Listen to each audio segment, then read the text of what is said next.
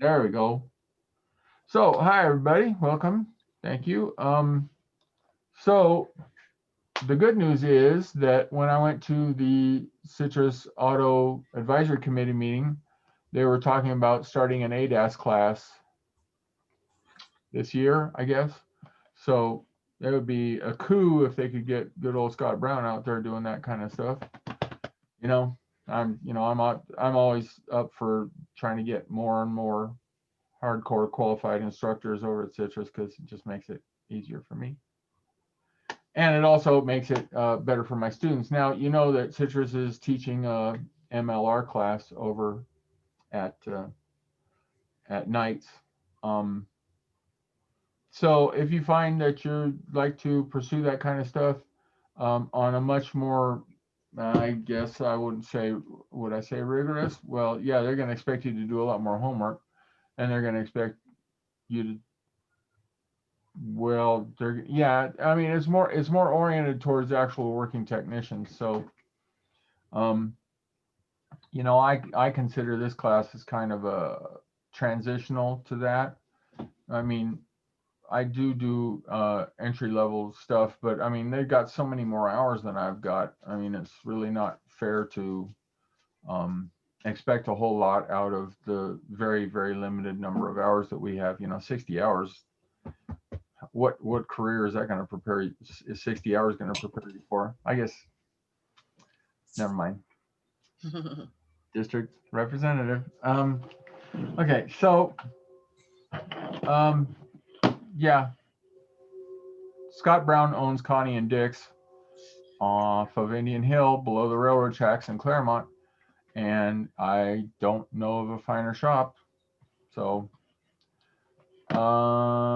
he's the one who did that shopware presentation that I did for you, where it showed you, like the pages and pages. I'm sorry, the movie didn't run, but the movie was awesome. The movies were awesome too.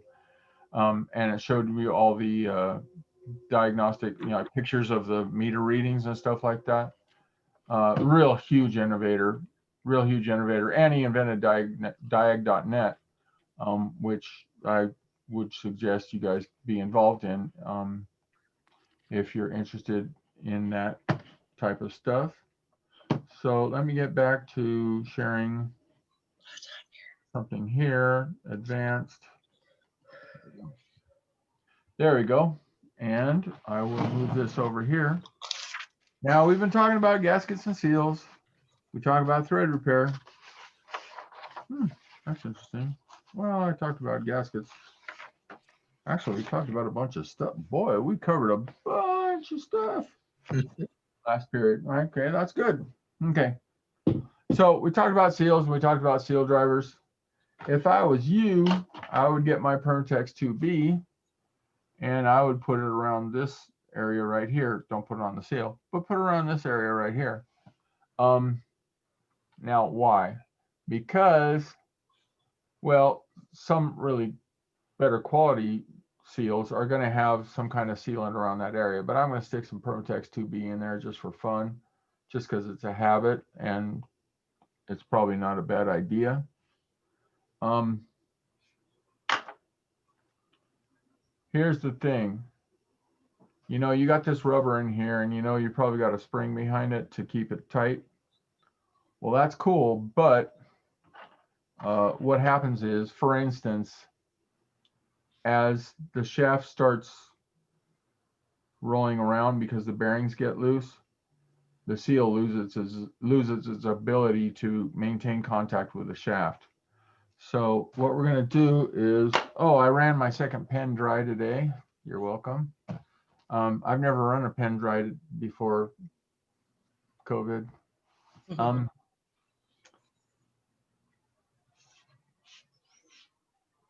oh, so here's what they decided to do. They, oh, here's what they decided to do. They decided that an F starts at 45% now. So now you can't get a 20%. All we're going to do is everyone experiencing a faulty connection? No. Okay. Yeah, it's just you, Gloria. Sorry. Um, So what they decided to do is they're going to start Fs at 45% now. So if you do 40% of your work, now you got a solid B. Wow. Yeah, that's going to help students a great deal, right? Because now everyone's going to be a B student, even if they are really earning Fs. Don't you wish you were in school these days? You know, I went through a lot of school in my life, and you know, even the best students, always the professors will try to give them a C to pass because, you know, it's all up to, you know, they have to so many students to pass. So I will be doing like good job, but some of them will be barely doing something, but they will pass with C, you know. Yeah. Well, you really want to know why? You know what ruined the university was when we started Student doing loans, the big student student loan. evaluations. No, Oh, student evaluations. Because okay.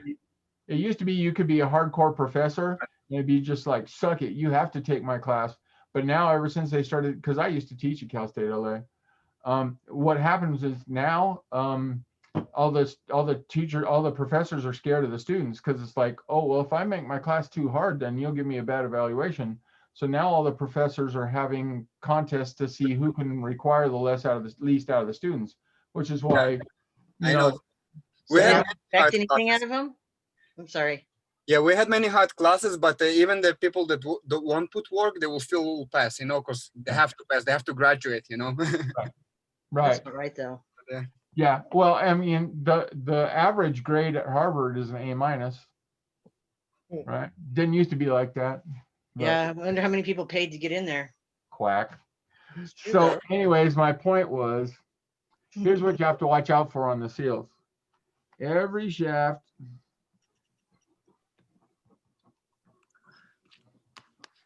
has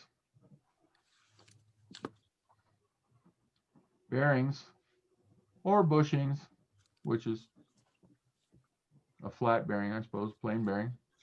Every shaft has bearings or bushings to support and locate it. Now, what does that mean?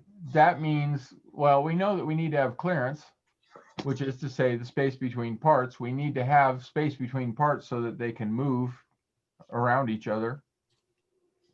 But how much clearance? Well, enough, but not too much, right? Mhm. So what's too much? What's too much is when the shaft is banging around like this, going all over the place. That's classically associated with a bearing failure. For instance, if you have an axle bearing that's gone bad, pretty soon it starts doing this around the shaft, bangity, bangity, bangity, bangity. So every shaft has bearings or bushings to support and locate and support it. Okay, so what does support mean? Support means weight, weight and force. So here's the thing about that. Let's say here's a crankshaft. That's fine. Here's a crankshaft. And I'm going to have a bearing right there. And I'm going to have a bearing right there. And the rest of the shaft's going to come out. Oh, shoot. The rest of the shaft's going to come out here on a flange. Flange is just something you can bolt to. There you go. And then I'm going to come in here like this. Go up like that. Go down like this. And maybe I'll go like that. Crankshaft. There you go. So there's the shaft, and the shaft is going to spin. And right there, and right there are bearings. Excuse me. Excuse me. Bless you. Allergic to bearings. Thank you. Coronavirus. So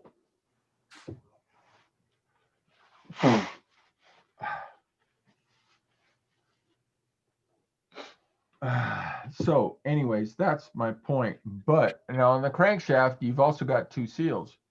you got a front main seal and you got a rear main seal. And the number one, sure enough, the number one killer of rear main seals on like small block Chevys used to be that the bearings, the rear main bearing would wear out.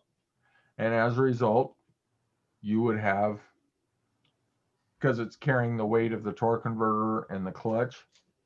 So as a result, it would wear out. The clearance would increase.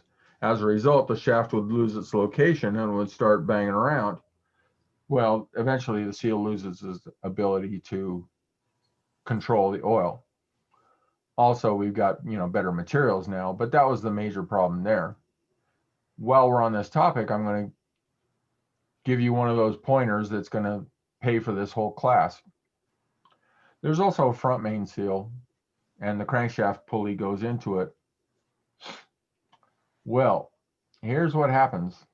People were leaving their air conditioning on when they turned off the engine. Now remember, we said 95% of all engine wear occurs when the engine is turned on and turned off. Why? Because the oil pressure is 0. And it's going to take time for that oil pressure to go up not only past 0, but to float that crank journal in the middle of the bearing. It's a plain bearing, it's not a roller bearing. As a result, it needs a film of oil between the bearing or the shaft, or the shaft is going to be banging against the bearing, and that's going to wipe out the bearing, increasing the clearance, wearing out the shaft, causing all kinds of problems, but mostly increasing the clearance, which just makes it harder to maintain the oil film between the two parts, filling up the clearance. Okay, so what happened was people were leaving the air conditioning on when they stopped the engine. Okay, so now as the engine is slowing down, the oil pressure is going down proportional to the engine speed. So now you've got 5 psi. Well, 5 psi is not going to keep that shaft off of that bearing surface where it's not supposed to touch anyway. And now the problem is you've got this air conditioning condenser, which is belt driven, and it's sucking the whole crankshaft this way against the bearing surface, this way against the bearing surface, which is just going to be wiping soft metal off it because the face of the bearing is soft metal. So it's going to be wiping, as it turns, it's going to be wiping soft metal off of the face of the bearing, which is going to increase your clearance. Now you go to restart the engine, but your air conditioning is still on. So now you've got all this belt tension, which is pulling the crankshaft towards the condenser, the compressor, and you're starting the engine, which means you're cranking the engine. So now that shaft is coming in here, wiping the face off the bearing again until you get sufficient engine speed and sufficient oil pressure to float the shaft in the middle of the bearings again. So the number one thing that was killing front main seals, it turns out, was leaving your air conditioning on when you stop and start your engine. Bet you haven't heard that before, but it's true. So folks, do yourself a favor, turn off your air conditioning before you turn off your motor and before you turn on your motor. I mean, it's still a traumatic event for the engine to start and stop, but at least you don't have all that belt tension sucking the shaft over with it under load. Now, what you'll notice, and one of the reasons we have serpentine belts, what you'll notice is now that they're very careful about balancing the loads on each side of the front pulley, the crankshaft pulley, so that you have equal forces going this way and that way. Now, I had a air conditioning compressor seize up on one of these Ford trucks. I guess it was, oh, it's my 90, is my white one. So I put a belt on that basically bypassed the compressor. And sure enough, within about 2 months, it ate the front main seal, just pouring fluid, pouring oil out. Why? Because it changed the orientation of where all the shafts were. It put a lot of pressure on one side, that wasn't counterbalanced by the other side anymore. And as a result, it just overwhelmed the front seal. And then I had to go through and change all that stuff again. Wiped out the water pump too. Yeah, it was an expensive experiment. But just remember that the number one killer of seals tends to be the bearings having excessive clearance. Like, for instance, Chuck knows this. If you have a bad axle bearing, say for instance in a differential, and you pull the seal out of that and you replace the seal, well, you better hurry up and sell that car, because if the bearings lost control of the axle shaft, it's just going to burn through your new seal. How would Because you check for that? grab it and shake it. Does that make sense? Right? Because Yeah. the bearings are locating the shaft in the housing. So if you want to see how loose the shaft is, just grab it up and down and shake it like this, shake it like that. Okay. And if you feel a whole lot of play, then chances are good just replacing the seal is not going to get it done for you, because, you know, a seal is limited. It can only do so much. Now, for instance, in the Allison industry, when I was building trash trucks and stuff like that, what would happen is, like, if the drive shaft went out of balance, well, it would make the drive shaft go like this. Well, the snout's going into the back of the transmission, and there's a bushing that's supposed to hold it there. And what would happen is it would just chew up the bushing. As it chews up the bushing, now it's flopping around, and there ain't no seal in the world that's going to be able to control the oil at that point. Fortunately, it's going to probably show up as a leaking seal before it completely, blows the drive shaft out of the back of the trans. So at least it gives you a chance to see it before it turns into a tragedy. Anyway, the point I was trying to make was you got to be careful not to just replace the seal and think that that's going to be sufficient if you've lost the bearing. If you lost the bearing, you're going to have to replace the bearing. Now, how much play should you have in the bearing? Enough, but not too much. I mean, usually clunk, clunk, clunk, clunk, it tells you it's bad. Incidentally, I talked to a good friend, Rudy, and he said he has indeed sold the house in Highland Park. I don't know why. Gee whizzards, houses are expensive now. Yeah. Crazy, crazy. I can explain this phenomenon. Oh, First of please. all, mortgage rates are so low today, so you can buy more house for the same payment is one thing. Yes. Second thing, the inventory is so low in the market, so it's definitely a seller's market. Yeah, I personally sell houses much more than we ask for. There was a house in Burbank we were selling for $1 million, like the ask price, but we ended up selling it $155,000 more because such a low inventory on the market. Well, there's houses all over Arrowhead, though. There's for sale, yeah, but still there's much more buyers. It's definitely like this right now with the sellers. Well, Yeah. I've been seeing a bunch of cars around here with new license plates, and I'm like, really? You guys are buying new cars in this economy? I don't know.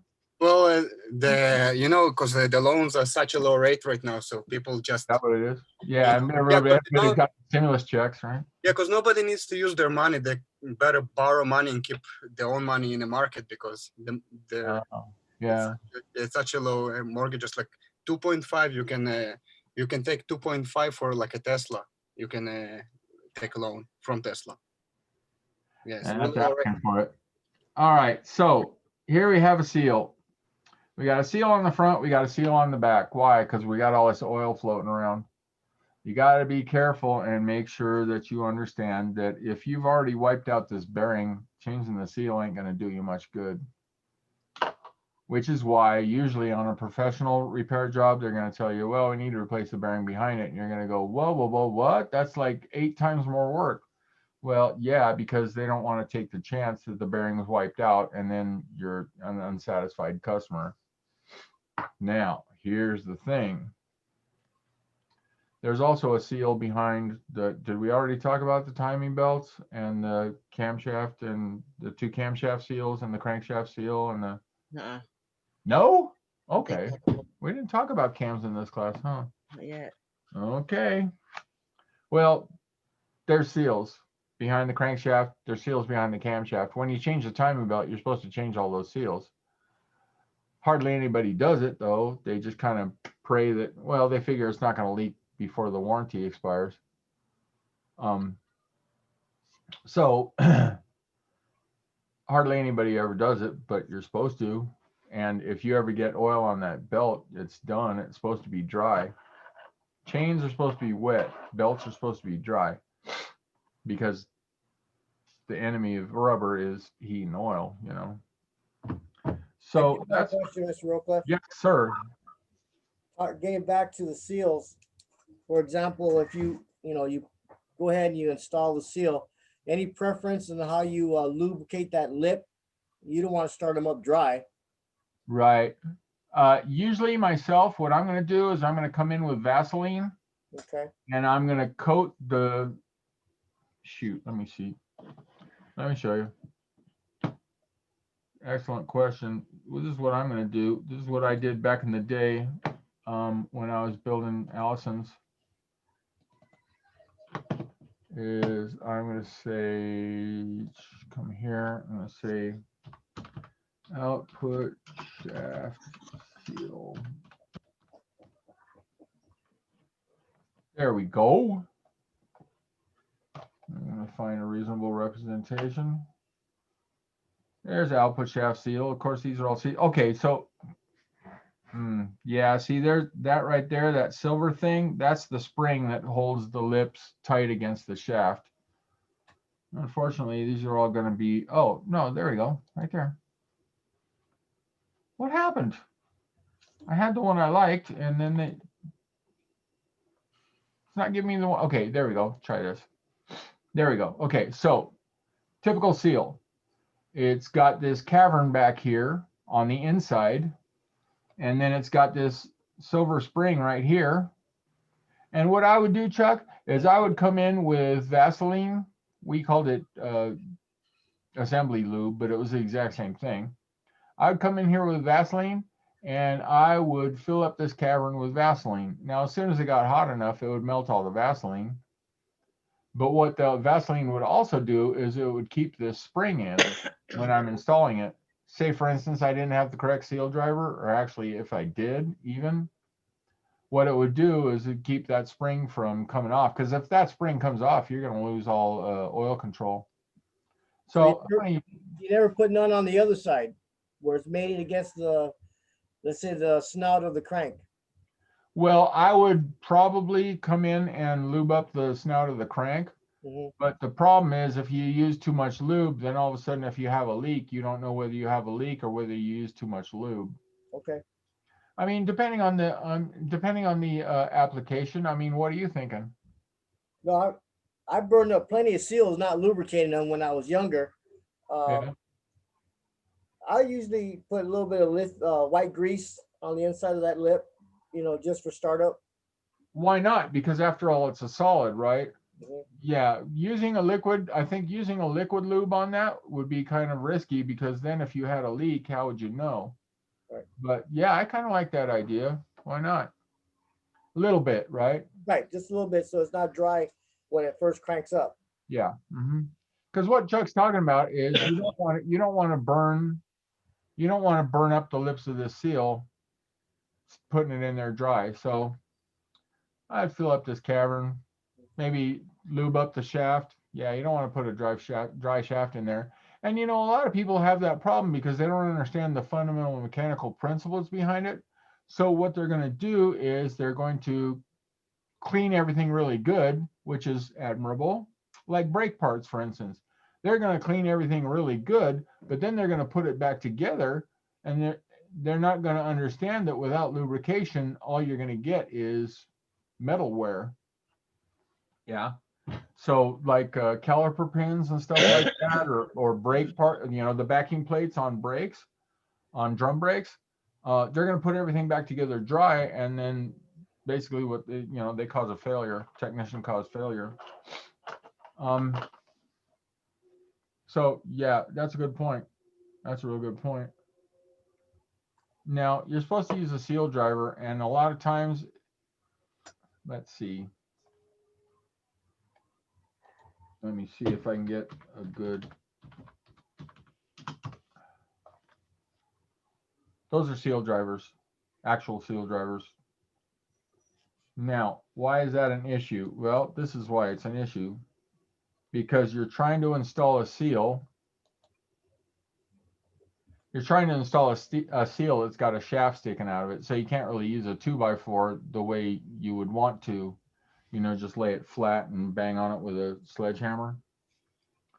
So what this guy is using is, first of all, this guy's crazy because he's using a snap-on extension as a freaking seal driver.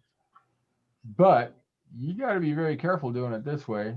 Now, the way I would like to do it is I would like to use a 2x4, and I would like to run it as flat as possible.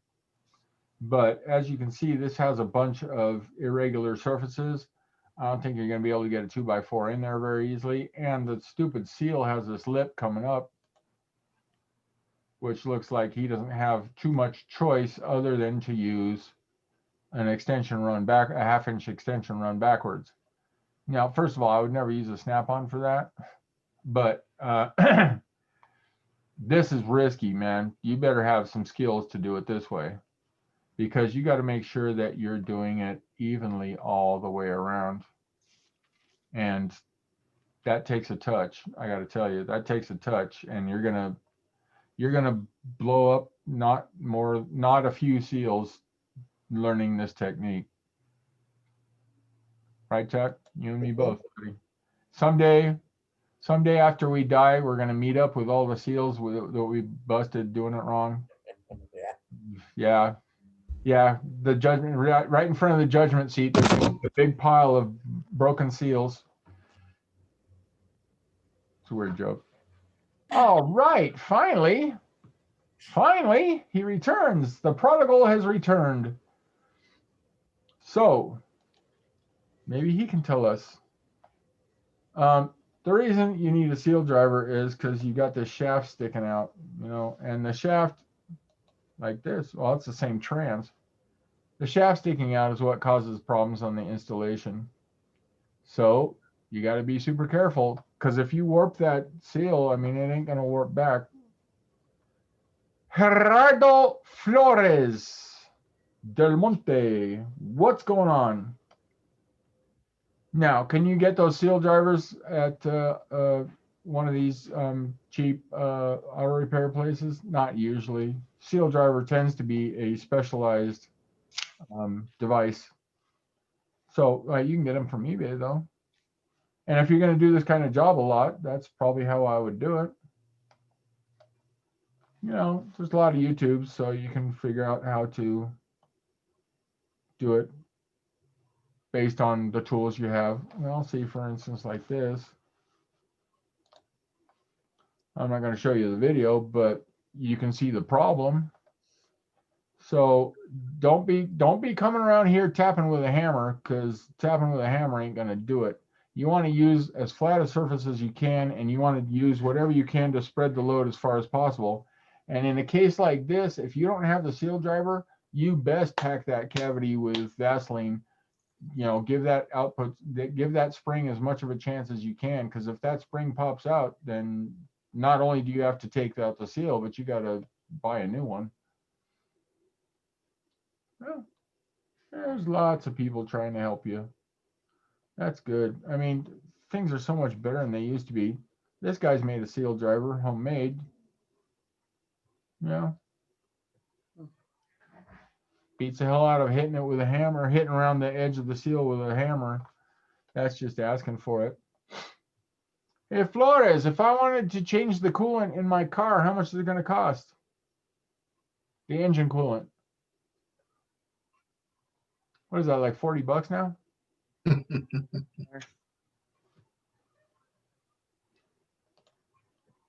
Don Flores, ¿estamos durmiendo? Let's go back. All right.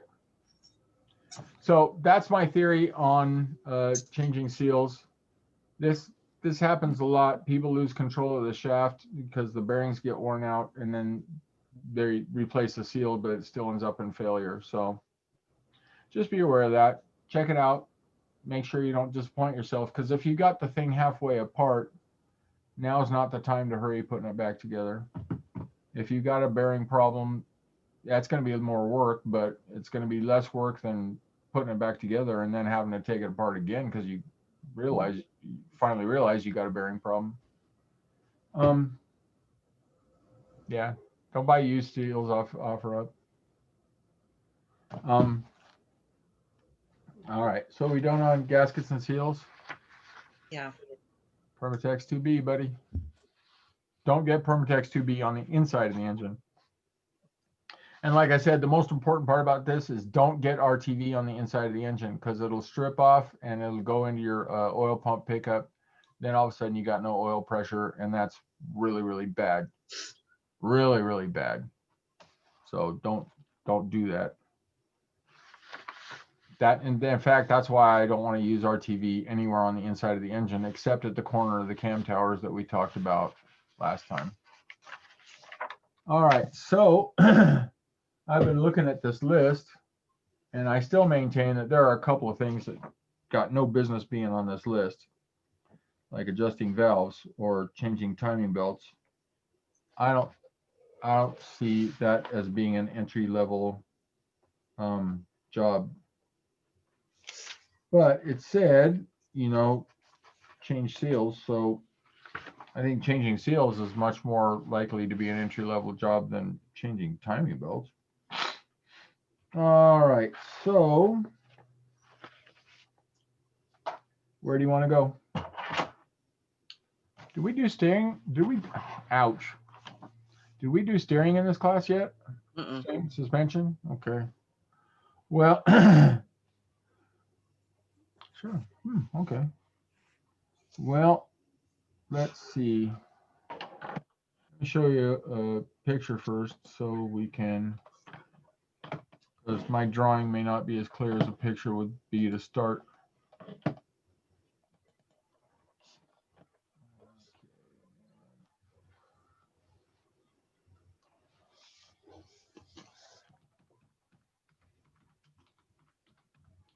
Oh, there we go. Which one do I like? I like this one right there. Home Depot. What in the world? Let's see if there we go. Wonder if that's going to show me. I don't like that much. Have you ever seen that? Oh, that's plastic for RC cars. Boy, I guess nobody does the old school anymore.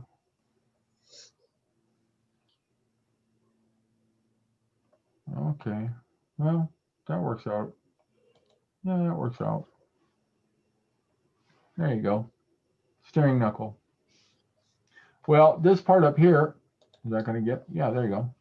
This part up here is what's going to bolt to your McPherson strut, the bottom of your McPherson strut. Down here, behind here, what you can't see is where it's going to hook up to your lower control arm. We already talked about suspension. Right here is going to bolt to your axle, or since this is probably front wheel drive, it's going to bolt to your hub that has the bearings in it. And this part right here is the steering knuckle, which is the part that's going to connect to what's called your tie rod ends. Well, these become a significant issue. So let me tell you an exciting story about tie rod ends. So I work with this guy who's got a 2006 Honda CRV, and he lost one of his front wheel bearings. This guy likes to do things right. So he lost one of his front wheel bearings. Now, ordinarily in a vehicle like that, you would say, okay, I'm going to replace that front wheel bearing. Press it in, press it out. But he wanted to replace the whole steering knuckle, and he wanted to replace the ball joints while he was there. And last I talked to him, he wanted to replace the tie rod ends. Okay, so he's looking at like $500 worth of parts, but that's like $1,600 worth of labor. Not 16. Yeah, probably $1,600 worth of labor, $500 worth of parts. So he's talking about spending $2,200 to fix the front end of a 2006 CRV. Now, I don't know how much a 2006 CRV costs, but something tells me that's a lot to spend on the front end of a 2006 CRV. Now, the question is, does it have 30,000 miles? In which case, yeah, it'd be worth investing in. But something tells me if all that stuff needs to be replaced, it probably has 140,000 miles on it. Now, you can do what you want, folks, but it seems to me that there's never a shortage of stuff that needs money spent on it. And that just seemed like a lot to spend on that kind of vehicle. What do you think, Chuck? Well, I mean, if it has a lot of miles, you're not going to really break even with that much in parts and labor. Right. So, but Right. again, if your credit's really bad, and you can't get a car, I guess you work with what you have. No, because he's a teacher, so obviously he's way overpaid. The point I was trying to make, was really, if you have torn boots on a tie rod end, are you going to replace that tie rod end? Yeah. Are you, Chuck? It all depends if it's really worn out and how much mileage the car has. More than Now, likely, I would, but if it's something just a minor crack and everything is tight, I might knock it off and put a cover on it. I don't normally, but again, it's whatever the customer wants to spend. You know what I mean? well, yeah, and there's definitely a difference between a customer's car and your personal car. Right.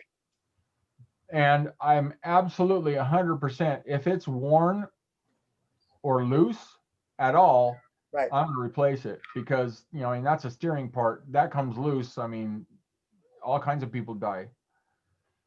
But if it's in good shape and the boot's just cracked, well, chances are good I'm not going to own this car by the time the tie rod end goes bad. I'm probably not going to even own the car. I mean, for instance, my 99 Suburban, I've owned it almost a year now, and I probably put 3,000 miles on it. Well, at that rate, I'm going to be driving at 30,000 miles in 10 years. So what would be the point of making everything primo like that? It just doesn't pencil out, So, I mean, I bought the car and I bought the vehicle and I put almost $1,000 worth of stuff into it already, and I haven't even really rebuilt the front end. Am I supposed to spend another $2,000 on a vehicle that I drive 3,000 miles a year? Maybe.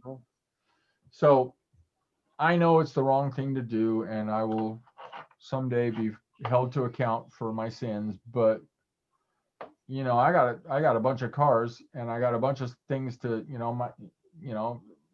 my house has a million things that need to be fixed too. We got to prioritize these things according to me. Now, if this is a point of pride and you want to make sure that if anybody ever crawls under your car, they don't see anything objectionable, well, you're different from me. I mean, I have a hard enough time keeping mine clean. So, no, I mean, because I'm going to see a bunch of worn boots. I'm going to see a bunch of cracked bushings, all kinds of stuff like that. I mean, if I got a 20-year-old car, it's going to have a bunch of problems like that. Okay, so I'm going to ask myself, is it functional, right? The homie Dave Burks knows what I'm talking about. If you got 5, 6 vehicles, you ain't going to make everything pristine, right? We have to prioritize. Yeah.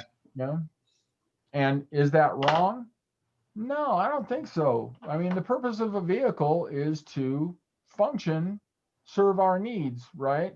Yeah. And if it does that without, see, now he's calling me.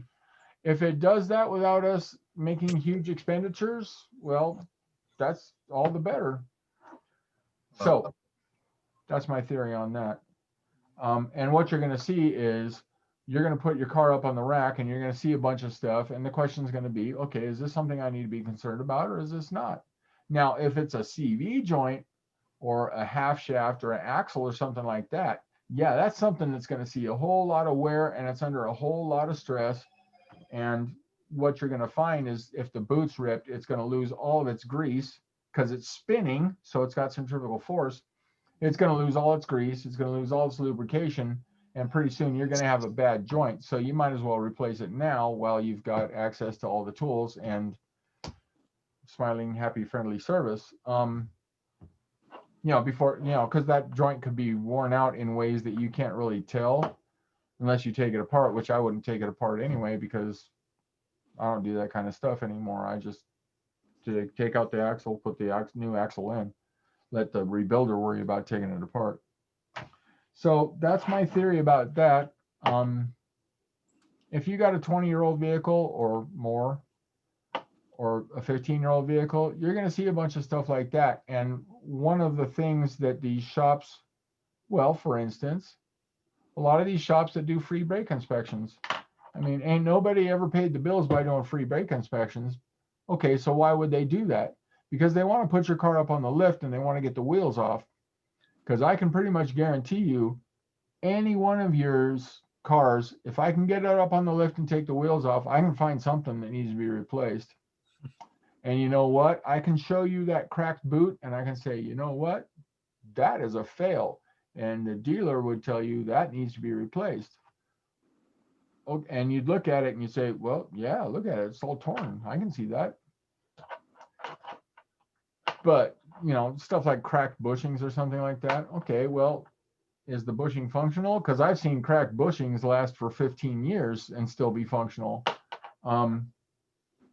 The question is, does crack go all the way through it?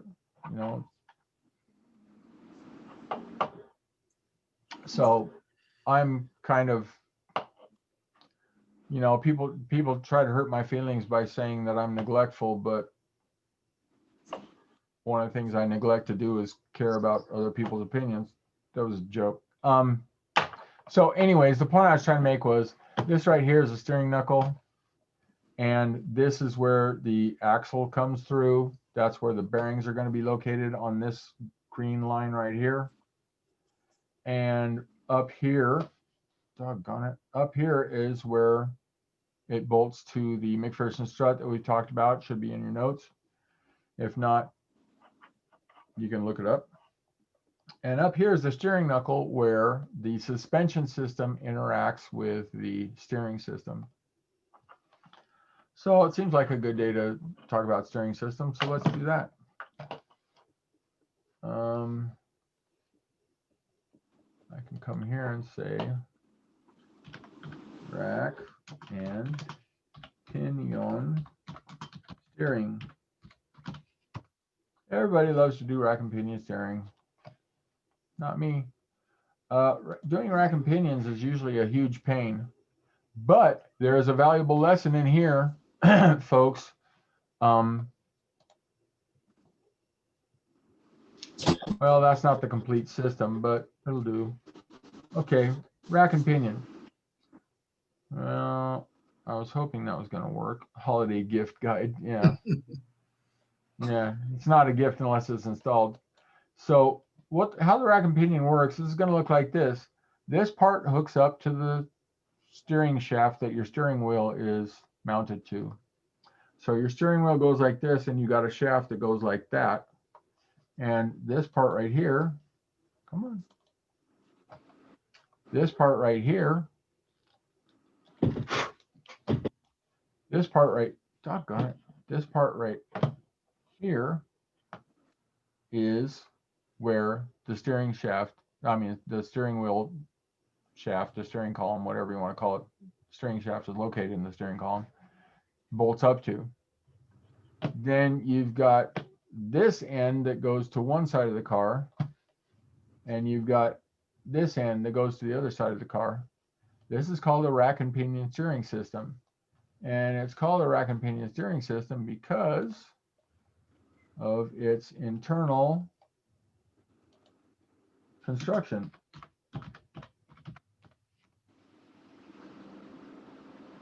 All right, where is it at? Cheer me up. Well, yeah, there we go. Rack and pinion. Well, it's called a piñón because we know that in Spanish, piñón means nut, right? So the little gear looks like a nut, just like the pinion gear on your starter. And then this thing is called a rack, which is just a series of teeth on a flat plane. So you can see that as I spin this pinion gear, the shaft inside the rack and pinion assembly is going to go back and forth like this. And in fact, if you wanted to see, is it going to do it? There it goes. There we go. That's even better. We can see that the rack and pinion assembly is going to be bolted to the frame or the cross member. Same basic thing. And that this end is going to be tied to one steering knuckle. This end is going to be tied to the other steering knuckle that we just discussed. And this up here is going to go up to the steering shaft at the end that goes through the middle of the steering column. So as I turn the steering wheel, the rack and pinion is going to make these tie rod ends move to either one side or the other.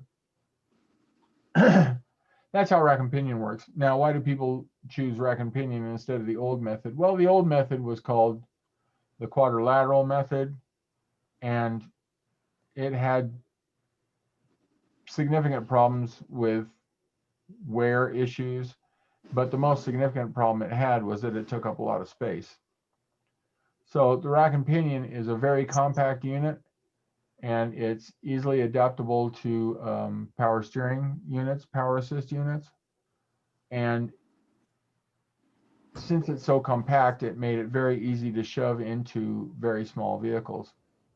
And it didn't have a whole bunch of stuff hanging down where it could get easily damaged by running over rocks or turtles. So let's talk about the parts.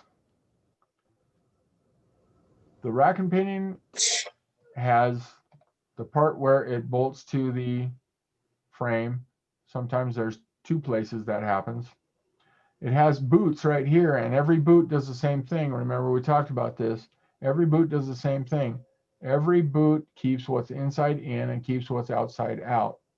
Now, as you can imagine, especially if this is power assist, which means it's got a lot of pressure behind it, what's inside here is a very precision bore, which is to say a very precision hole, and some very precision seals and some very precision shafts. Well, the purpose of that boot is to protect those shafts and to protect those bores and protect those seals. How does it protect them? Because it keeps dirt and water and all that other crap that's outside the boot from getting inside where it's going to corrupt the precision parts. Now, what's on the inside keeps what's outside from getting in and keeps what's inside from getting out. What's on the inside should be a little bit of transmission fluid, or power steering fluid, I should say, but just a little bit, because the mistake people make is they think that this boot is the seal. The boot is not a seal. Boots don't do pressure well. There's a seal on the inside because we're talking about, 500 PSI. A boot ain't going to hold 500 PSI with a hose clamp. You don't hold 500 PSI with a hose clamp. So there's a seal on these shafts that sometimes might start to weep a little bit of fluid, but the seal is very different from the boot. The reason I bring this up is because a lot of times if you look at a rack and pinion on an older car, you're going to see that the boot is torn. And you're going to say to yourself, well, I don't want it dumping fluid all over the place. It's not gonna. What's going to dump the fluid is the seal going bad. Now, if the boot's no good, is that going to lead to the seal dying sooner? Yeah, sure. But the seal might be on its way out to begin with.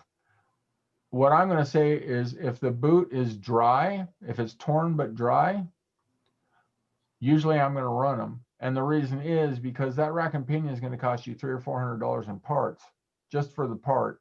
And then you're going to have to install it. And on some cars, it's freaking brutal to install that. Probably a $300 or $400 job. What do you think, Chuck? What are you charging for that? $3,250? You're muted, dude. Can't hear you. It all depends on the car, really. I mean, if it's a rack that you can get in and out and slide it to one side, that's going to be easy peasy. But if it looks like you got to drop the chassis, the Okay. crossover, then that's a whole different ball of wax. Right. Now, of course, you're going to have to realign it. After you change the rack, you're going to have to realign the car because you're never going to get the rack exactly where the other one was. I mean, there's clearance in all the bolt holes. But still, this can be a monstrous job, depending on the vehicle, as Chuck says.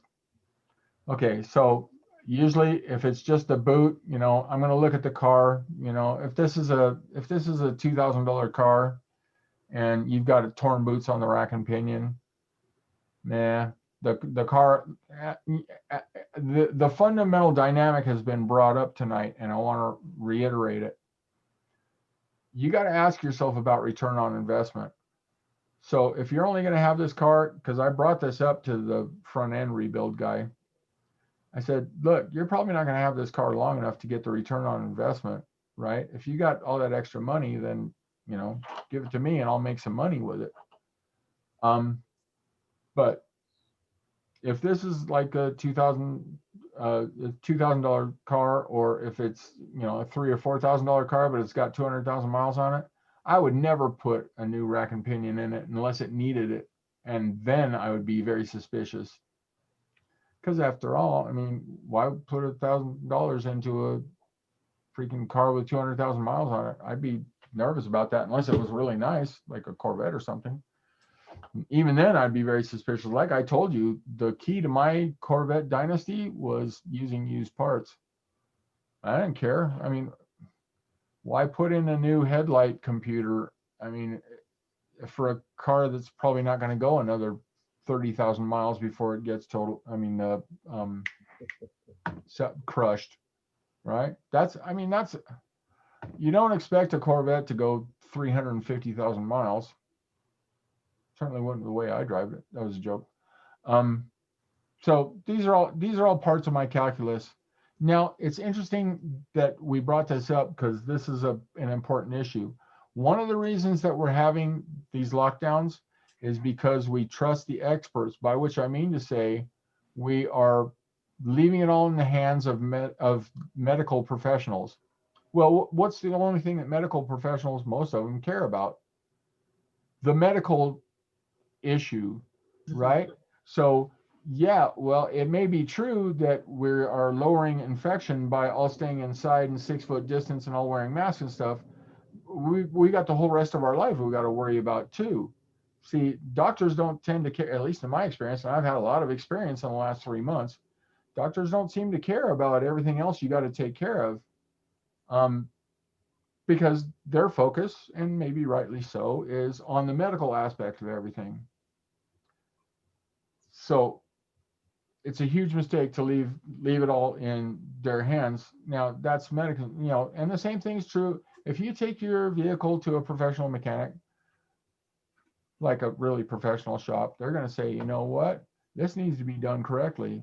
And since this needs to be done correctly, it's going to cost you a lot, because it's not going to be like our shop where we can say, okay, this is what you should do, but I understand if you don't have the money or if you don't want to spend your money in that way. And I view my job as trying to understand the compromises under which you have to operate.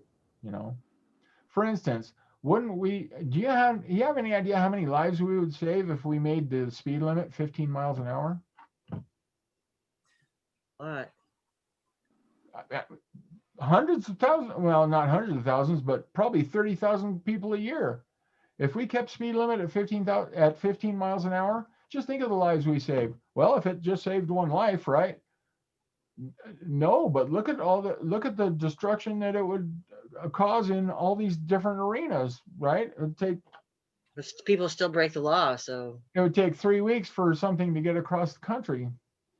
yeah. What about So, people who speed anyway? yeah, I mean, so a policy decision has to be made considering all these things. You know, the suicide rate in many counties is up 90%. Yeah, it was Coincidentally. already high. Yeah, coincidentally.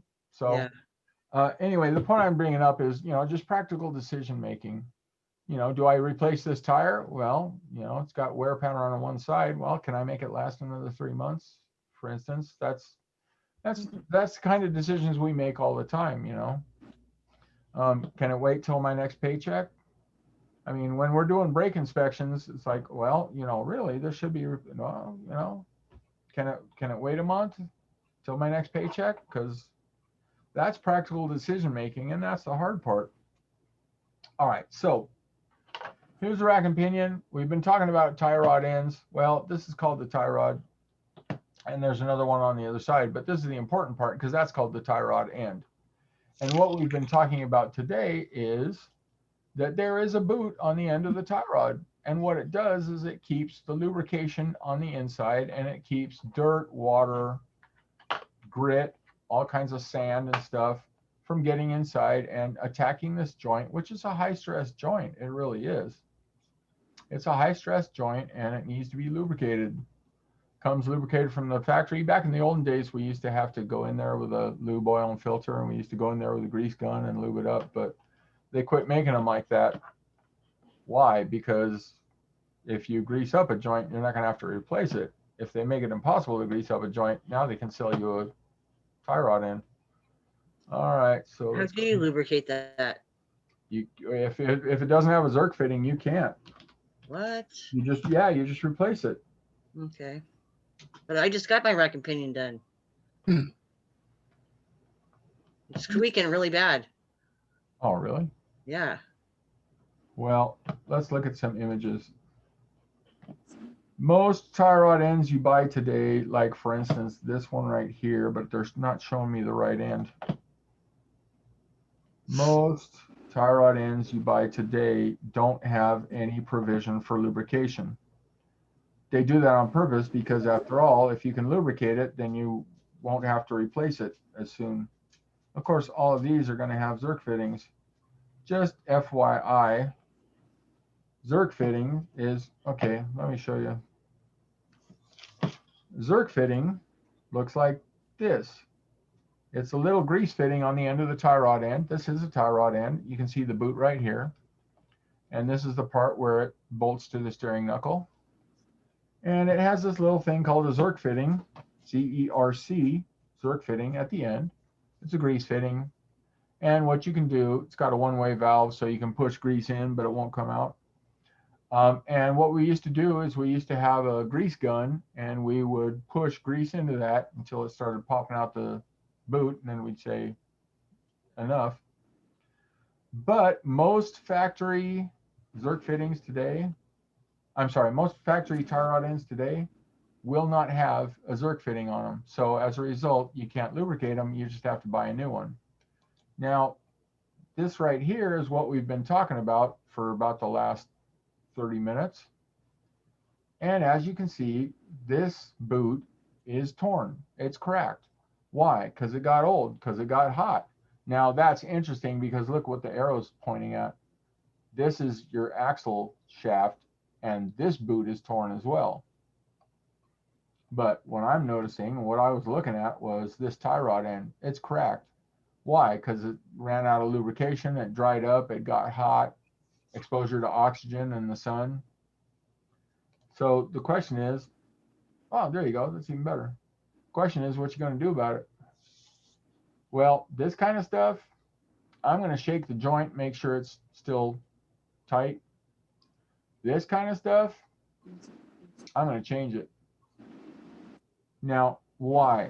Because this is another high stress joint, but the difference is it's spinning. And what the boot's doing in this case is it's keeping the grease from just flying out and never coming back. So that's a different job to me. I mean, this is just kind of sitting there. This is spinning. That's different. So this kind of stuff, I'm just going to shake it, see if it's in good shape, see if it's loose. If it's loose, of course, I'm going to change it, but I'm not going to get super fastidious about stuff like this because after all, I've got, 40 other things on this car that are probably going to need fixing. When I see a car that looks like this, I can tell there's probably a bunch of stuff that needs to be fixed. Yeah. Well, this had a Zerk fitting, but it It's hasn't been used in a long time. Yeah. All right. Incidentally, this part right here is the trigger wheel for your ABS system. But these axles I get for like 50, 60 bucks. I know lots of people like to change CV joints or they like to change CV boots. Not me. I just pop them out, put new axles in, down the road I go. I learned that trick a long time ago and I've never looked back, nor would I. All right, so anyways, all these are going to have Zerk fittings just to annoy me. Okay, let me see here. This right here got smaller. Nice. This thing right here is called a castellated nut. And it's called a castellated nut because it looks like a castle. Here's another one right here. And it's got a cotter pin that goes inside it. And I like this setup.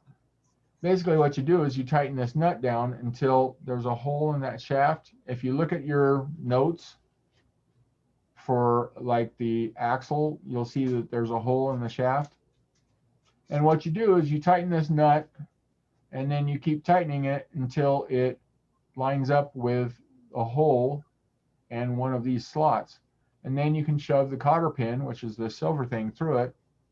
And then you can move this little pin back like that so it won't come out. And what it basically does is it keeps the nut from backing off. Castellated nut. That's the old school way of doing it. I'm just hoping to find some cheap, but I can't. Oh, is that it? Well, here, no, that's got it. Doggone it. It's not supposed to be so hard. Yeah, that has no provision for lubrication. But there's the castellated nut, and there's the cotter pin. There's the boot. What I was going to show you was I saw a bolt in the place of a Zerk fitting. Yeah, right here. Back in the olden days, before they went to tie rod ends that you couldn't lubricate at all, what they did was they started putting these bolts in there.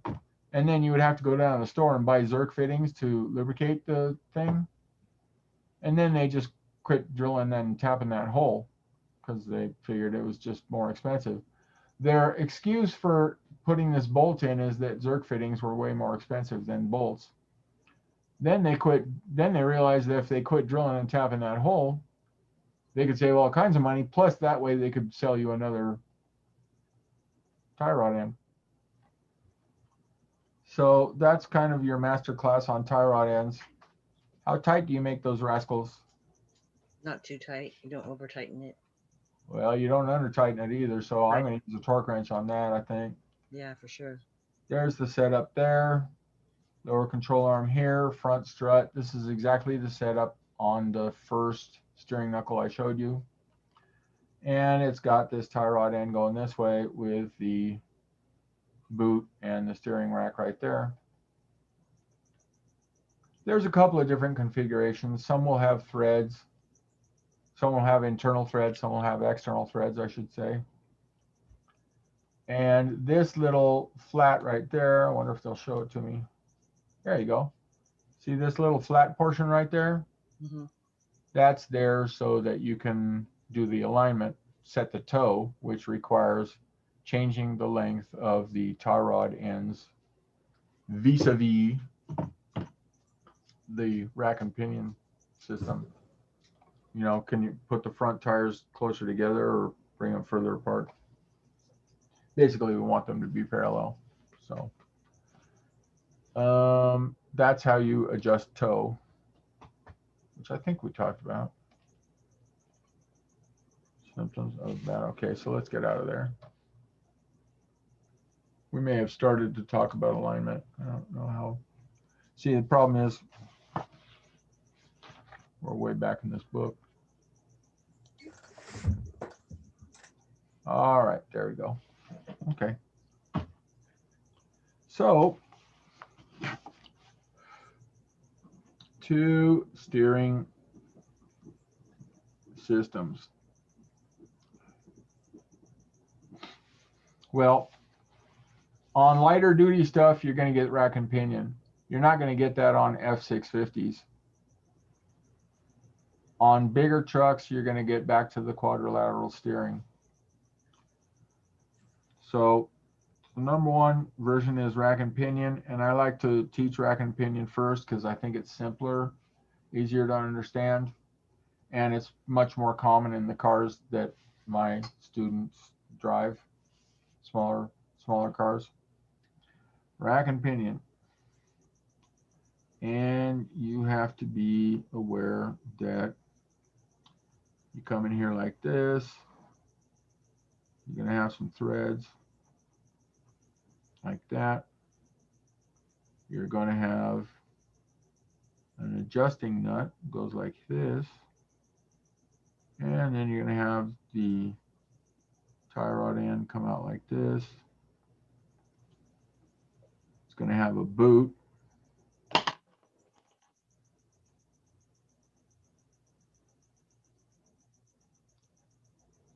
And then we'll go like that.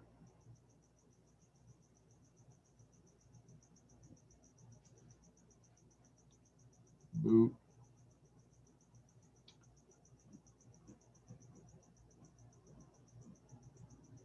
And I'm going to put a hole like there just for the cotter pin. That is the outer tie rod end.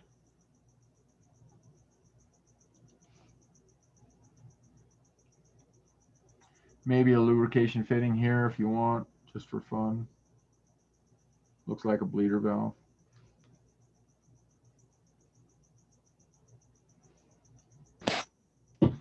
The boot's there to keep what's inside in, keeps what's outside out. That's where the nut goes. The steering knuckle is going to go right here. Usually this is a taper, which is the tightest mechanical joint you can come up with. That I shouldn't use that phraseology. It's the tightest joint in mechanics.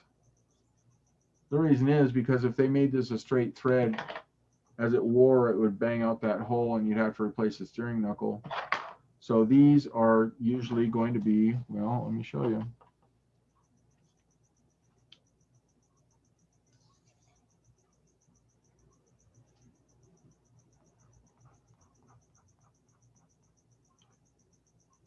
It's the same way they hold tooling on lathes. That right there is going to be called a taper, and it has to have a matching taper on the inside of the steering knuckle. It's also how ball joints go together. The reason is because it's going to make a very tight mechanical joint. It's also how the seal on most spark plugs goes now. The problem with the taper is when you take this nut out, this thing ain't just going to fall out. You're going to have to get it out because that taper is going to be stuck, especially after you use a long time. Just from heat and stuff and stress. Well, it's a tight joint to begin with, and then if a little bit of corrosion gets in there, it's going to really weld that stuff together. Makes sense. Okay, so how are you going to get this joint apart? Well, they actually make tie rod pullers. There's actually correct tools to use. But I'll tell you what jackasses use, and that's the number one killer of tie rod boots.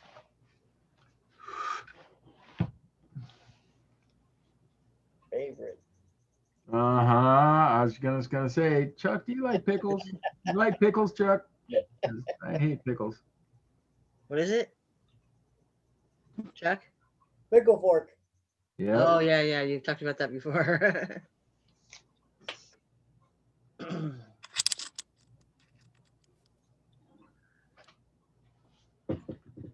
All right, that's called a pickle fork. Mhm. And what they do is they come in here between the steering knuckle and the tie rod end, right on top of this rubber boot. And they bang on this with the end of the hammer. And what it's going to do is it's going to split the joint apart. That's bad because it's going to jack up the boot really hard. It pretty much guarantees it's going to destroy the boot. Well, why do they do that? Well, because they're doing something like changing the McPherson struts, or they're doing something like changing the axle, and they have to get this joint apart. So they do it that way because it's a very fast way of doing it. Unfortunately, it destroys the boot. Well, guess what? Now they're going to come in and say, hey, we need to replace your tie rod ends too. No, people wouldn't be like that, would they? Yeah. And they don't care. People that don't do quality work, they don't care what parts they destroy to get their job done as quickly as possible because after all, time is money, right? So that's the number one killer of tie rod boots, in my experience. People using pickle forks. Now, if you're going to go ahead and replace the tie rod end, go ahead and use a pickle fork because it's going to get stuff apart quick. But there are genteel ways of doing this. Now, can I just take the nut off and hit this thing with a hammer? No, don't do that. Don't do that. What I might do is I might take the nut off, put it on backwards, upside down, and then bang on that. But you got to be careful with these threads because if you do this with a nut off, chances are good when you go to put a nut back on it, it ain't going to go. If you just mash up the beginning threads here, a lot of times it won't go. And if it doesn't go and you have to rethread this, first of all, you're going to better hope you got the right thread. Second of all, you're talking about hours to fix what you did wrong. The correct way is to use a tie rod press. Just pull them apart and then you'll be happy.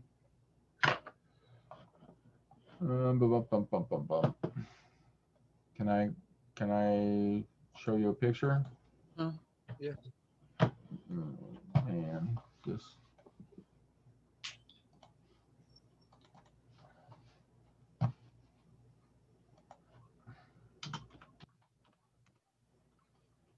there we go. Yeah, this thing right there. Yep, something like that. Then it just pops it apart, and it does it with respect and dignity. If you can get it in there. If you can get it in there, yeah. Well, I mean, there's a 5-piece front end service toolkit. It's got a Pitman arm puller. It's got, yeah, if you can get it in there for sure. And depending on what the arrangement is of the tie rod ends. So you would have to, it would depend on, well, this is for VWs, but only weirdos work on those.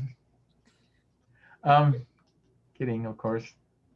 So it depends on the vehicle, how the configuration of it goes. But there are actually correct tools that you're supposed to use, not the stuff that I use. That's why I don't let Chuck watch me work on cars because I don't need to be harassed. Oh yeah, that's it right there. Pickle fork, delicious. Well, pickle fork's a good thing to have every once in a while. But as you can see, well, some of these they're pretty serious about. If you want to be a front end technician, you're going to have to get a lot of specialized tools, especially since a lot of this stuff you're going to end up, being usually alignment technician. I can strongly suggest, folks, if you want to start doing alignments, I can strongly suggest that because now with the new machines and the way they give you videos for everything and pictures and everything's like different colors and it's way easier than it used to be. It used to be brutally hard. Now it's way easier, and you can become an alignment technician pretty quick. And alignment technicians, if they're good, they tend to make a lot of money. So I can suggest that lifestyle for you if you're interested. Yeah, I'm not going to learn anything new, I don't think. But there's a lot of different configurations for suspension and steering. So the key tends to be having a lot of specialized tools, my experience. Doing it wrong can lead to disaster. All right, so get back here.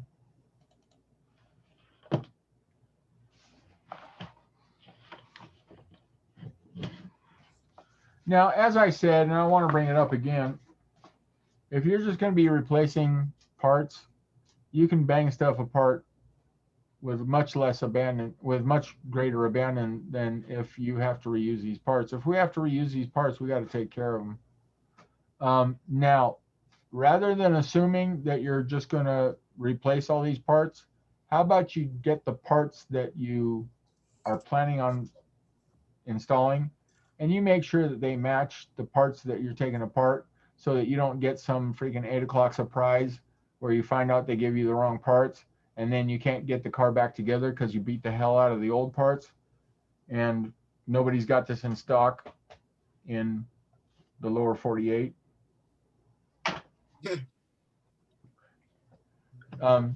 You wouldn't be the first one that happened to. Let's put it that way. So, what can I tell you, folks? When it comes to working on cars, we talked about clearance, right? You got to have enough, but not too much. And I want that to be your same attitude when it comes to, is fear the right word? Maybe. Concern, diligence.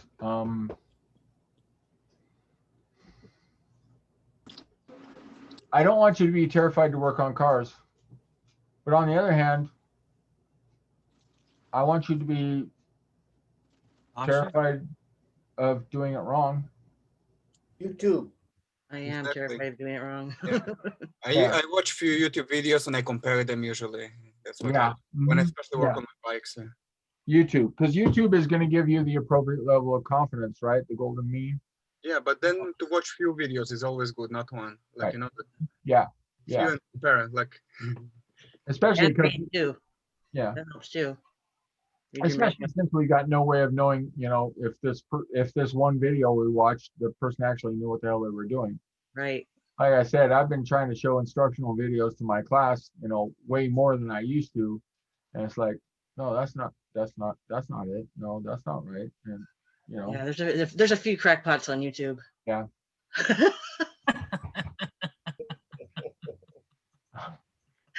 Nice, well played, and then some. Yeah. So, anyways, my point was, I don't want you to be so afraid that you're paralyzed, but I do want you to be concerned, because that concern is going to lead you to not be brash and make stupid mistakes that could put people in danger. Or because I got to tell you, folks, just so you know, if your vehicle is in unsafe condition, unsafe to drive, I can't let you leave with it. I can't. I'm sorry, but that's liability. I could lose my credential for that, and that's not going to happen. And also, that puts the school at great liability. I could lose my credential, lose my sweet job where I sit around in my bare feet and play with dogs all day. But yeah, I'm going to miss that. Well, if your Anyway, car's not safe, you shouldn't want to drive it. So, right? well, yeah, exactly. So we'll just take your keys and throw them on the roof. Then Yeah, make you walk home. Yeah, make you walk home. Exactly. The walk of shame. We'll take your keys, give you I high would like to play heels. with dogs all day. Yeah. Well, that's it. Well, it's a hard life, but yeah, teachers definitely don't get paid enough. We don't. Not even close. You definitely not. Quack. Hey, Yeah. I come from a bunch of teachers are in my family, so I know they Oh, don't get paid enough. at least you never hear. At least you never hear that they don't get paid now. You know, Yeah. maybe if teachers would get paid more, there would be better education. And not talking about you, but other teachers. Like, you know, That's Well, a big. yeah, of Maybe. course. That's a big maybe. yeah. Yeah. But Yeah, also that's people right. board, You're right. but also the curriculum and the school board people need to be the right people, you know, which Well, they're not always they the have right. the classes pretty full too. Isn't that part of it? There's too many kids per teacher. Well, here's the thing. Maybe if you gave me more ice cream, I would exercise more, but that's not how it would work. Yeah, Right? right. No, I almost went there, but I didn't. Right? It is currently 7:20 and 7, which means Break it's time. getting close to break time. So somebody's going to have to remind me to turn off the recording and also turn it back on. So what we want to do in terms of arrangements is, if you've already inspected your car and you found out that it has a problem and you want to watch a YouTube video and you want to buy the parts, folks, buy the parts before you get to the school, because you may find out that I need to replace tie rod ends, and then you go to the store and you find out they've only got one of them or something like that. Now you can need to go to the store in Chino or something like that. So do yourself a favor. If you already know that you want to do something, then go ahead, watch the YouTube videos, buy the parts, get in there early, get in line so I know that, what you want to get done that night. Because if I'm going to have to set up the shop so that the people that have the longer jobs get in there earlier. But don't plan on being able to come in and diagnose the problem and get parts and do the job on the same night. Sometimes we can do that. Often we can do that. But that's not the way to bet, especially if it's anything significant. I mean, if it's just, a sway bar bushing, yeah, I mean, we can do that. But bigger stuff, we can't do it like that. So you'll see. We generally get into we eventually get into the rhythm of the shop, so we understand how to do things. If it's a brake light bulb or something like that, sure. But and we'll do everything we can. But you'll see. Once you begin to understand and appreciate the process, you'll start to get into the rhythm of how we can operate and what we can accomplish. So let's go ahead and pause. What? When we get back, I got a story about a brake light bulb. I mean, a headlight Here it bulb. comes. All right, good. All right, well, I'm going to stop recording if I can ever find the mouse. Right there. Pause recording.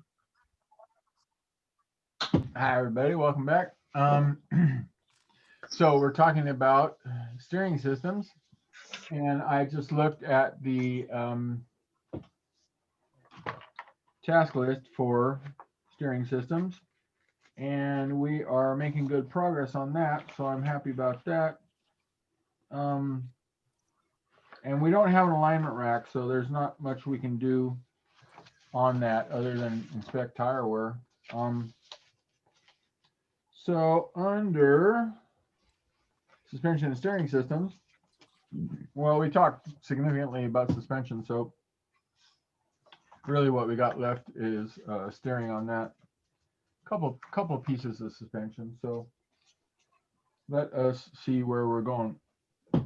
All right, so we're talking about tie rod ends. Now, both of these steering systems are going to have tie rod ends, outer tie rod ends in common. The parallelogram system is going to have inner and outer tie rod ends, so it's going to have a total of 4 on the vehicle. The rack and pinion system just has outer tie rod ends, 1 on each end. Now, a little player's tip about this is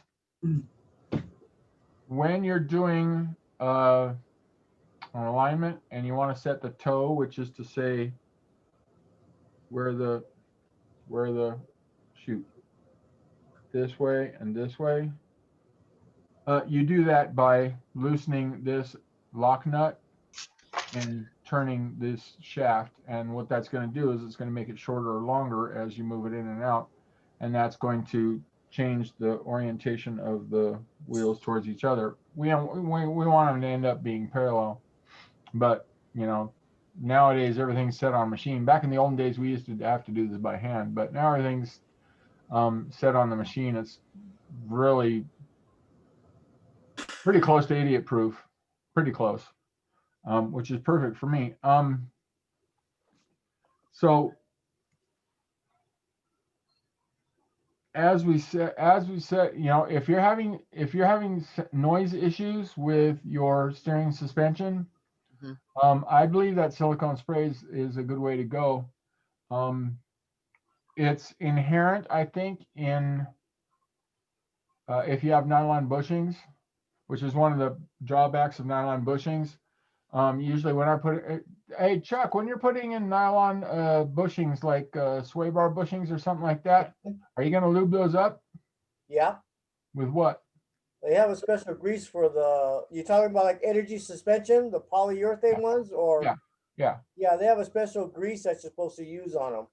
I try not to use any type of petroleum on that plastic. Yeah, for sure. I was going to suggest anti-seize, but if they got a special lubrication for it, then Well, I mean, they give it with the kit. Some you get it with the kit, and some you will not. right. So it's kind of hit and miss. Right. But anti-seize sounds like a good idea. I mean, that's a tip I could use. Well, it beats the squeak. Now, all I know is if you put them in dry, they tend to squeak. And to answer your question, Mr. Flores, yeah. Well, that's why you go to work, right? I mean, contrary to popular belief at where I work, I don't expect to have a job that I look forward to going to every morning. And I looked for 30 years for that, and I don't think it exists. I've never known anybody that knew anybody that had a job like that. I did What? when I was nursing. Yeah, I loved it. Wow. Loved it. I couldn't wait to go to work every day. I love my job, man. I couldn't have nothing better, seriously. Okay, so well, so are you telling me that you have your triplets in your arms and you say, man, could someone take these please? Because I want to get to work. Really? Are you kidding me? Yeah. Yeah, of course. It's You need a break when you have triplets. Yeah, but work is challenging. It's awesome, Well, yeah. I mean, I'm not saying get a job that completely sucks in all aspects, but what I'm saying is, do you really want to leave, somebody who actually loves you, or, No. honey, don't give me no more breakfast. I got to get to work. Right? Yeah, no, that's never a fun thing. Right? I like to walk the dog more than anything, so the dog is number one, maybe. Right. But you gotta feed the triplets too. That's the thing. So it's like, hell no, leave the dog in the backyard. I can get to work 15 minutes early if I quit walking him, right? That's what I'm talking about. Yeah, no, that is hard. Yeah. Yeah, that's not hard for me. Yeah. Okay, so my point was that, so I'm going to try to work as little as possible, but I have certain expectations when it comes to income. I've adopted certain lifestyles to which I'd like to become accustomed. So as a result, I'm going to try to get paid as much per hour as I possibly can. Now, I used to build Allisons for garbage trucks. Ain't nobody wants to work on garbage trucks, but that's why it pays so much, because nobody wants to do it. So I'm going to find a job that nobody else wants to do, like dealing with a bunch of screaming children. I know everything about garbage truck drivers. I just had a customer, he was a garbage truck driver. And he was buying a house? Well, no, he did a refinance, but those are, but they make good money, especially with overtime. Yeah. Right? Right. So, or for instance, like I'm telling the kids, like a ICU nurse, RN that works at ICU or the emergency room, these are not incredibly pleasant jobs. You get to see a bunch of freaking tragedy and misery and horrible, horrible things. Yeah, you do. You know what, pleasant? I think to be self-employed, in my opinion, because nobody tells you what to do, so you have your freedom. Sometimes you have a lot of, responsibility, but you have the freedom. Yeah, but you got to be highly motivated, though. Yes, of course. But then I'm highly motivated. Nobody will tell me what to do. This one. Yeah, yeah, true. But I'm institutionalized. I like the security. I'm just saying, you know, if we were to look at a day in the life of the emergency room nurse, we would probably not say that this is a kind of job that we would actually like, because we'd realize it's really high level, really hardcore, and there's a whole bunch of terrible. I mean, people their legs are halfway off, and Yeah, you're right.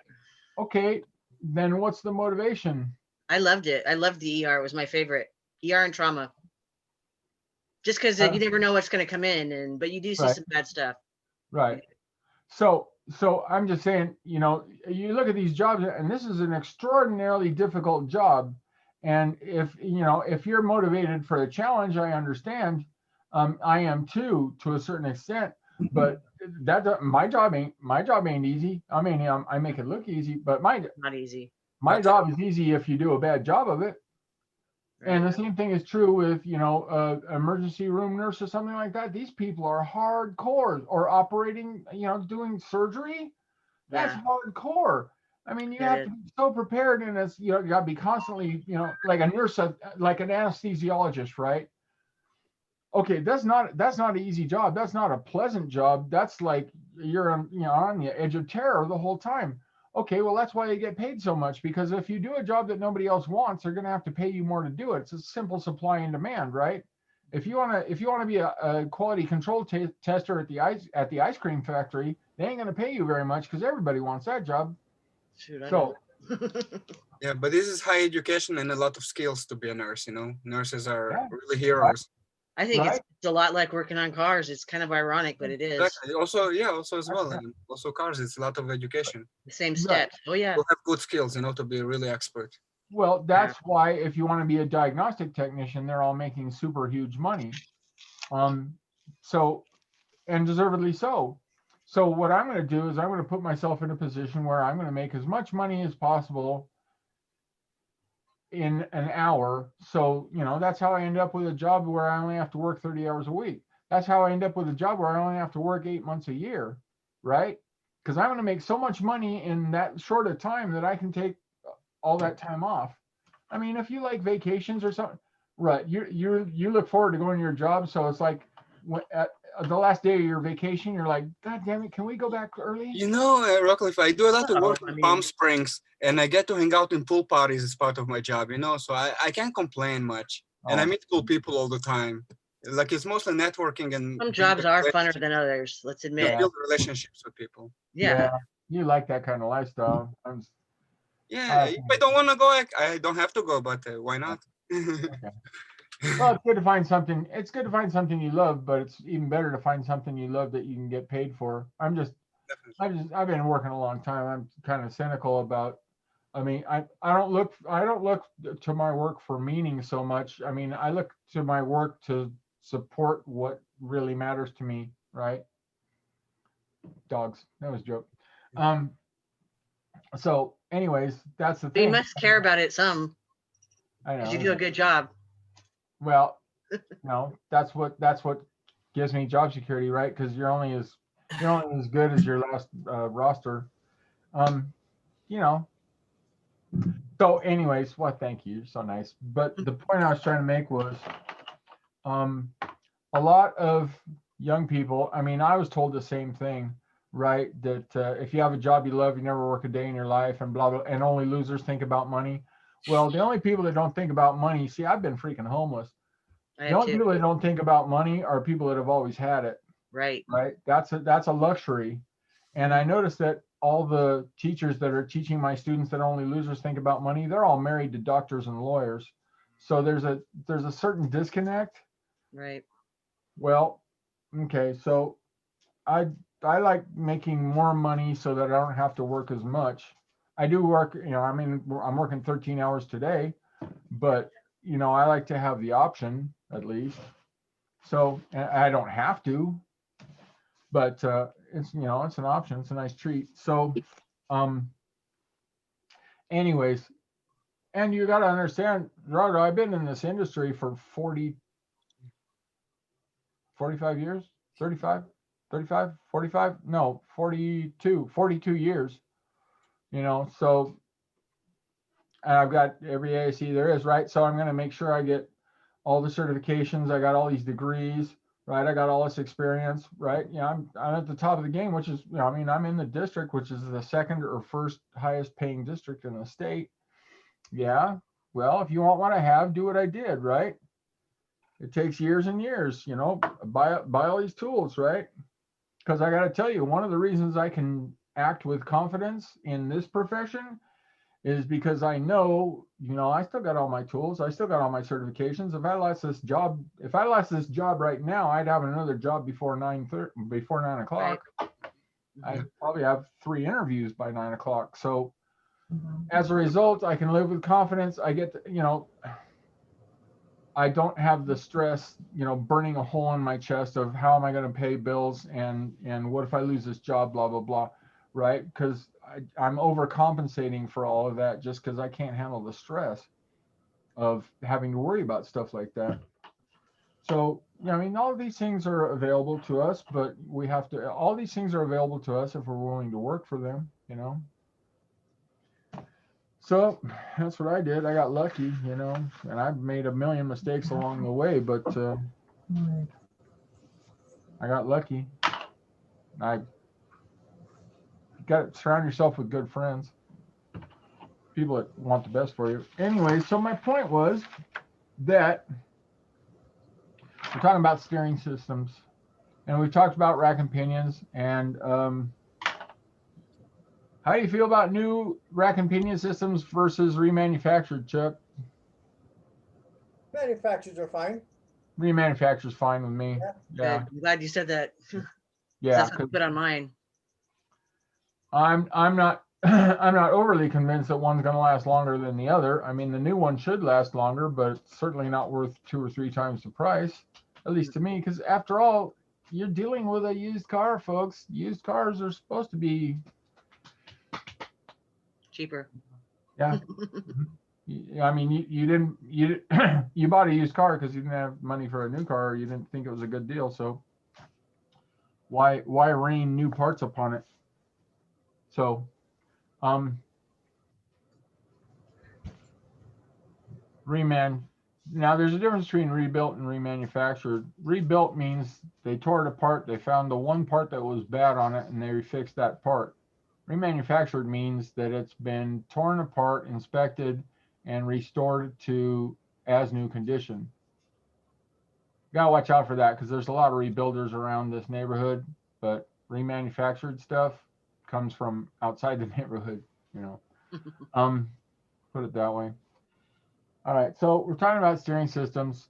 Now, steering is a big deal, folks. Steering is one of the most important functions on the car, and you would be better off having good steering with a bad engine than you'd be having good engine with bad steering. Steering's a big deal. We don't want to mess around. We don't really want to cut corners, but I don't think we have to be obsessive about it. Put it that way. And like I said before, the most important idea that you need to have is that what you would do on a customer's car and what you would do on your own car are 2 different things. Anyway, rack and pinions tend to be pretty trouble-free.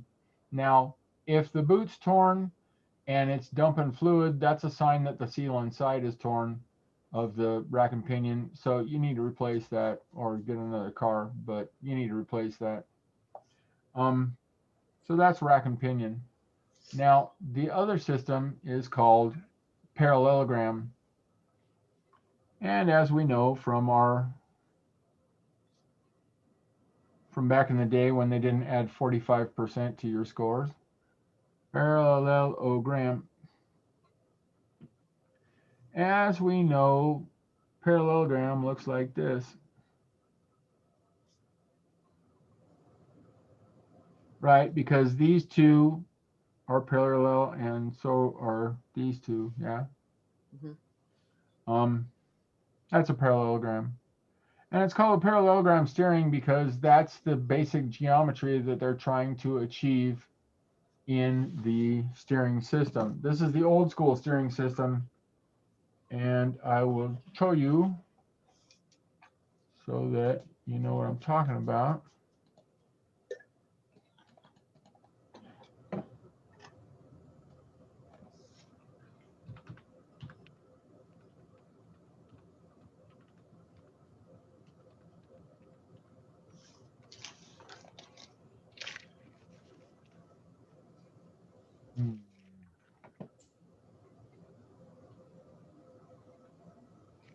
There we go. That's probably the best. Oh, that's even smaller. Great. Sure glad I did that. Well, yep, it's going to be close enough.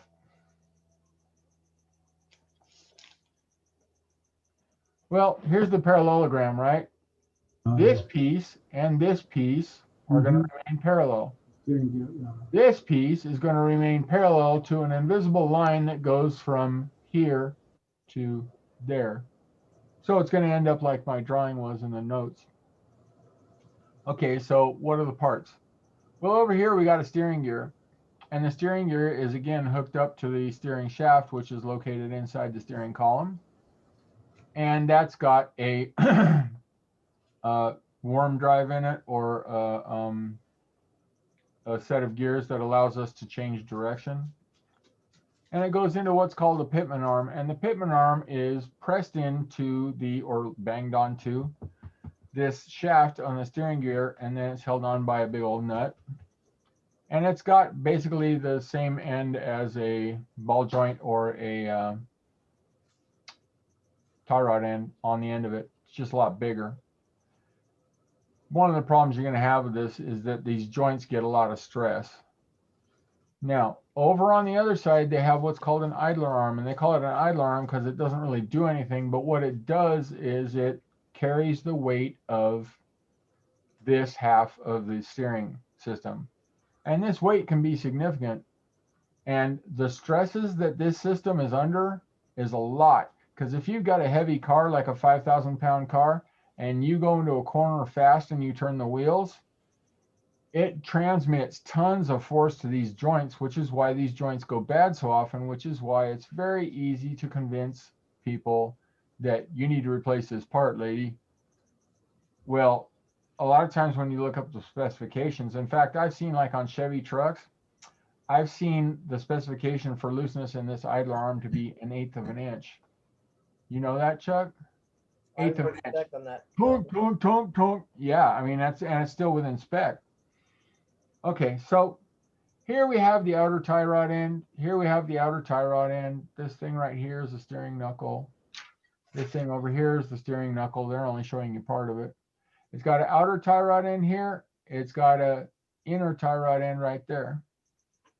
Inner, outer. On these, you're going to have to know whether it's passenger side, driver's side, just in case they're different. Now, they call this the relay rod, but what do you call it, Chuck? Drag link. Really? I call it the center link. Now, there's 3 different names for the same thing, really. Yeah. Uh-huh. Okay, so I call it the center link, so that's obviously the right name for it. Quack. Okay. No, it's got outer tie rod end. This is not the tie rod. That's actually the adjusting sleeve. That's how you set toe on this type of steering system. Inner tie rod end. Got the center link. Got the idler arm. Remember, all the idler arm does is it carries the weight of this half of the steering system. If you don't have the idler arm, like I used to have a 64 Chevy van that didn't have an idler arm, and the stress that it put on this joint right here is just insane. As a result, the steering tended to be really sloppy. Over here, you got inner tie rod end, you got the adjusting sleeve here, and you got the outer tie rod end there. And this idler arm is bolted to the frame, and the steering gear is bolted to the frame. So let's look. Well, there's another view of it right there. See if this gets smaller. There we go. See?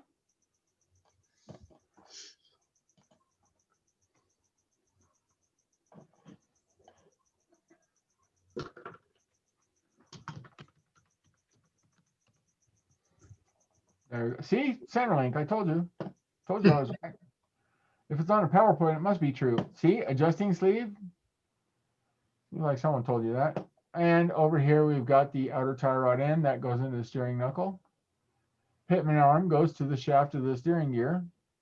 Idler arm gets bolted to the frame. And what they're saying is, look, this is where you can see common wear items. Oh, no. Shoot. Okay. She made it. Good. Okay. That's good.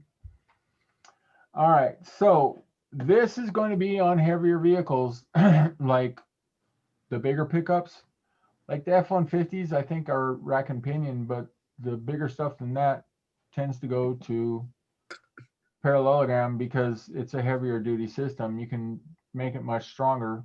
You know, rack and pinion does not do well on really, really heavy vehicles unless it would have to have, you know, shafts this big. Yeah, it says the center link can also be named the relay rod, drag link, or connecting link. So good. Good. That means you can come back next week, Chuck.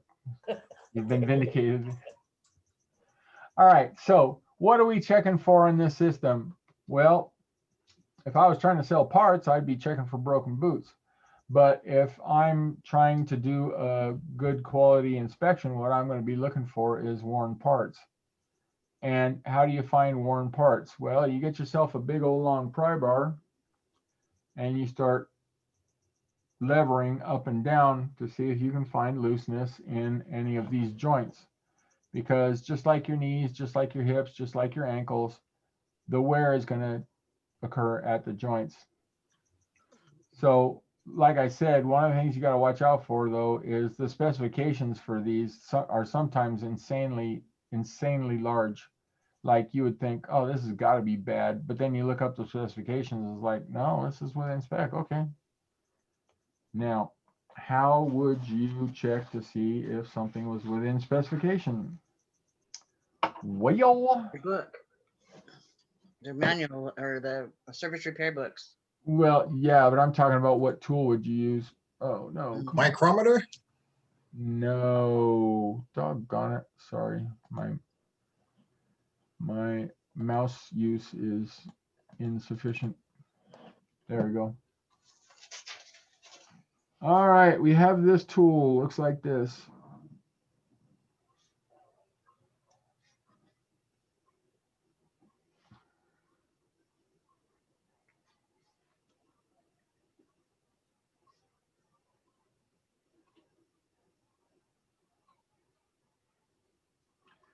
And that's got 50, 60, 70, whatever.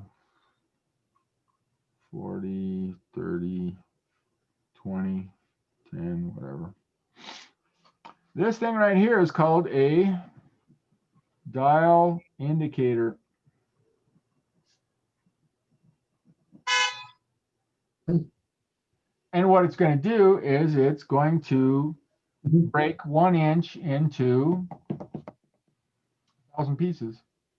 Each one of those pieces is going to be 1,000th of an inch. So of course the numbers aren't accurate. Thanks for not saying anything, Chuck. Are Appreciate you it. recording? Oh yeah, you are. Yep. Okay. So what we're going to do is we are going to look at the joint like this.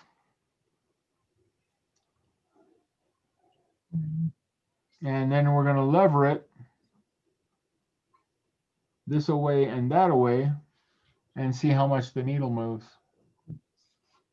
Well, 1/8 of an inch equals 125 thousandths.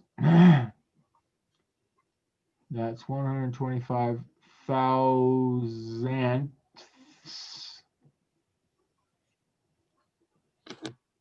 Boy, these are a lot cheaper than they used to be.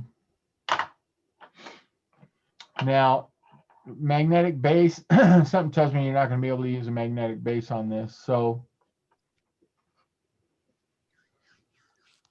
we have to have some way of holding this to where it's not going to move, because we have to have a rigid setup. The key to using dial indicators is the rigidity of our setup.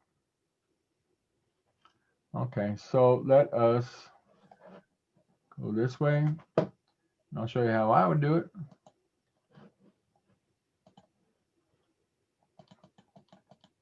Come on, there you go.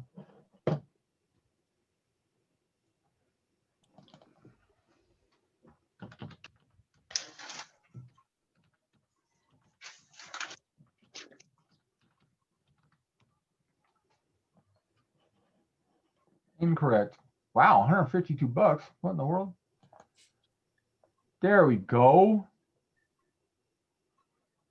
Now, remember, this is a precision measuring instrument. The only good thing about precision measuring instruments is that they're precise. So we're going to have to take care of this and treat it like gold, right? Yep. So you don't buy cheap ones. You don't have to buy brutally expensive ones, but don't buy cheap ones. Cheap ones don't work. Yeah, right. So yeah, try to get one that's actually says vice grip on it. So this is what it is. It's got this holder with this clamp like that. It's got the dial indicator, it looks like that. And it's got a vice grip that this holder cable is going to screw into. And that's going to enable you to check for all kinds of interesting things. Like, for instance, oh, I skipped it. Here's Chuck. I know this what Chuck likes to do with his spare time. Yeah, lateral run out. Yeah, he's checking for lateral runout on that disc brake rotor. And what he's going to do is he's got the vice grip clamped to something sturdy. He's got this cable down tight, so it's not going to move. Now I'm going to have to go back because the picture's bigger. Yeah. And he's got the plunger. Actually, this is set up wrong. Can you see the problem, Chuck? This isn't straight up and down. Oh, As yeah. a result, it's going to give you the hypotenuse of a triangle instead of the base. Anyways, tech talk. This has to be set up really rigid. And then what they're going to do is they're going to spin the rotor and see how much variation there is in the rotor surface. Should be less than 3,000s, I think, but that depends on the manufacturer probably. That's called checking for lateral runout, which is to say this type rotor spins this way and it goes like this.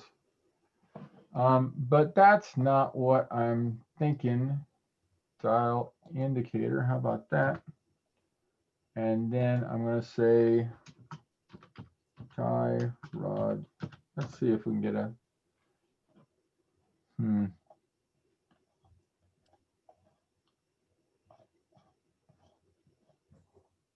Ooh, 5-speed belt housing. Ooh. Well, it's not giving me what I want. Joint.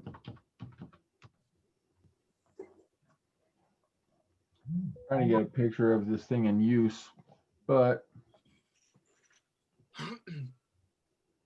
I move this thing out of the way. Over right about there. Come on.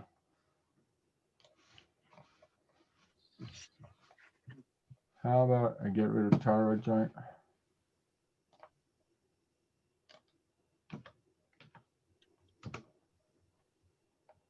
Come on. Ball joint?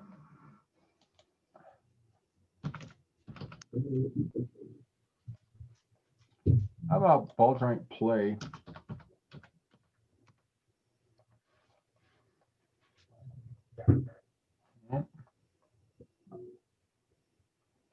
No, I guess nobody does it that way anymore. Nobody knows how to do it anymore, so yes, me and Chuck, when that secret dies with us.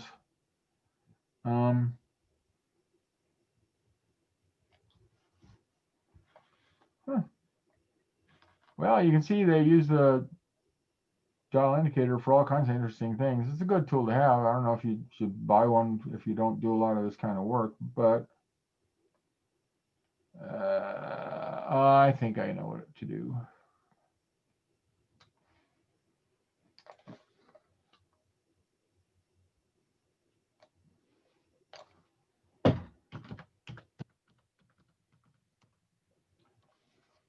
There we go. That's how you do it. But I saw that they had, oh, see, you're gonna work. Yeah, what you're gonna do is you're gonna put a dial indicator on these. It's not the best.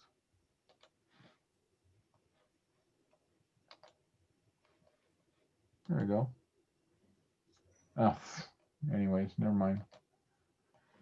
So what you're going to do is you're going to put a ball joint I'm sorry, you're going to put a dial indicator on the joint, and then you're going to lever up that joint, and you're going to see how much the dial indicator moves. And that is going to tell you how much play you have. Play means looseness.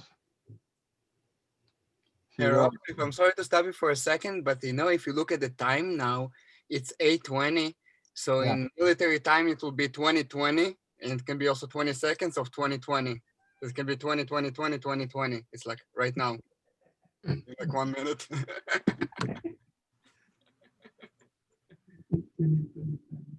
Well, you know. Historical moment. It's a All right. story.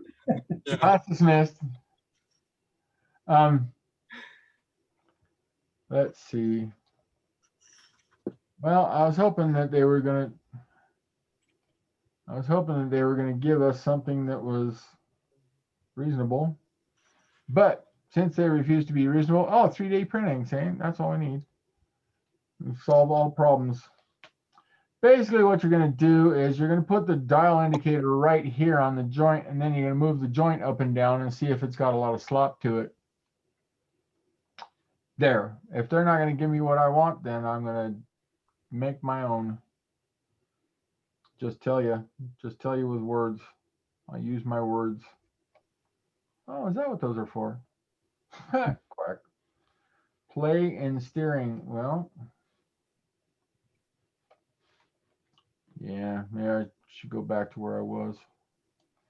I'd be happier. All right, doggone it.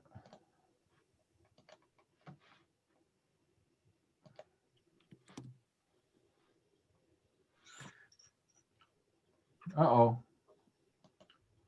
Houston, I think we got a problem. Yikes.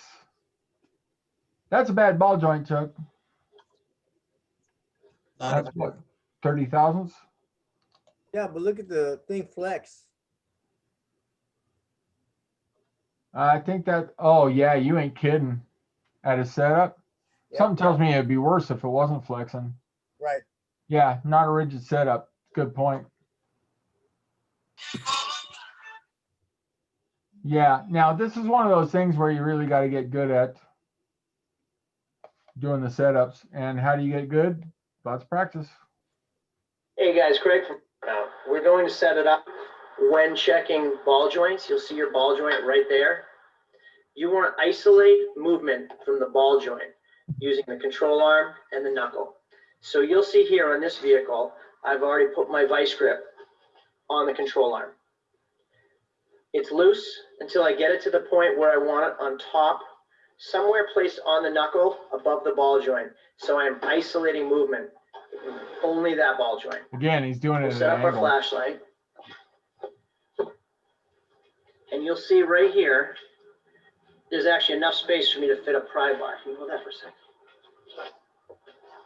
So I can put my pry bar right in between the ball joint and control arm and move.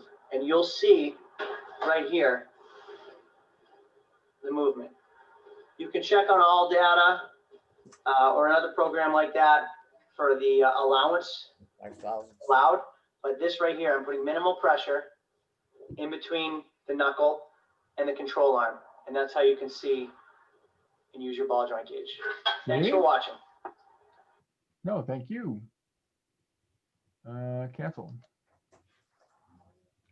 Well, as you can see, it says brake job tools, dial indicator. They got all kinds of, turns out they got all kinds of videos on this stuff. So that's good. Let's go back to screen sharing over here. Doggone it. There we go.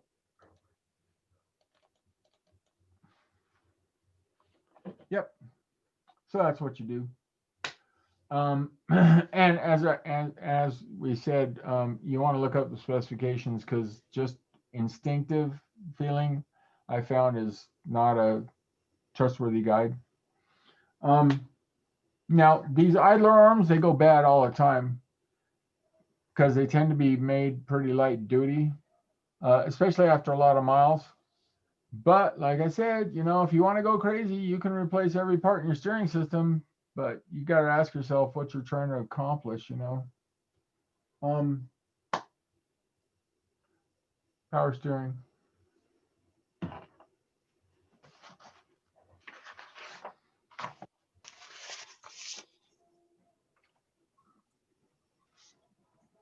Now, power steering requires power steering fluid. Now, there are a couple of power steering systems that just use automatic transmission fluid, but be sure to check on that. Power steering fluid. Power steering is power assist steering. It's one of the three things that made it common for women to drive cars, which would be automatic transmissions, power steering, and power brakes. Okay, so power steering, what does it mean? Is power assist, and it's a hydraulic system, which means it's going to have a pump. Every pump does the same thing. It pressurizes a liquid so that we can make it move. We can get flow.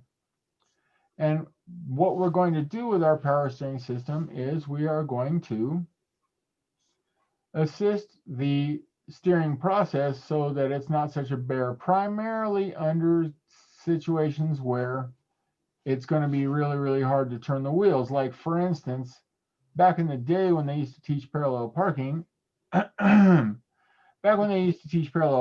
we would have to turn the wheels like this when the car wasn't moving. Well, when the car's moving forward or the car's moving backwards, it's relatively easy to turn the wheels. What's hard is turning the wheels when the vehicle's not moving. And that would require a lot of power assist. In fact, that's why if you look at the old cars, the steering wheel is like 3 feet in diameter, right? So back in the day, we used to have manual steering. Power steering was an option that they would charge you extra for. Nowadays, pretty much everything's going to have power steering, everything's going to have power assist, and everything's going to have rack and pinion. So, you know, even a very small child could turn the steering wheel, even when the vehicle is not moving. Okay, so how does power steering operate? Well, we have to have something that's going to power the pump. And what powers the pump most commonly is, yep,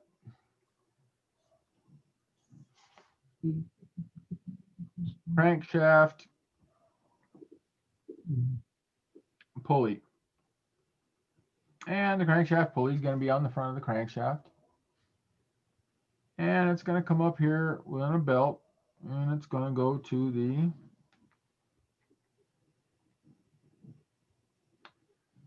this is a very old school. This is like the V-belt version, just because I thought it would make Chuck happy.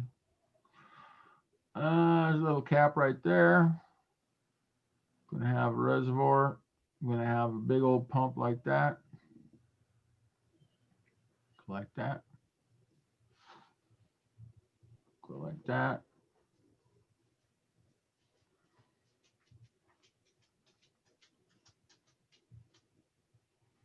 There we go. Ah, sorry. So we're going to have power steering pump. Now, what information do you figure is going to be printed on this cap? What type of fluid? What type of fluid you use? There you go. Probably how to check it, because there's a number of different ways to check this fluid level, and you want to make sure that you do it correctly, because if you put too much fluid in this, when you start it up, it's going to puke all the fluid out, and you're going to wish it didn't. Also, if you don't have enough fluid, it's going to run dry, and this is a very high pressure pump, like 600 psi. Well, it might be more than that. And its operating pressure is like 4 or 5, if things haven't changed much.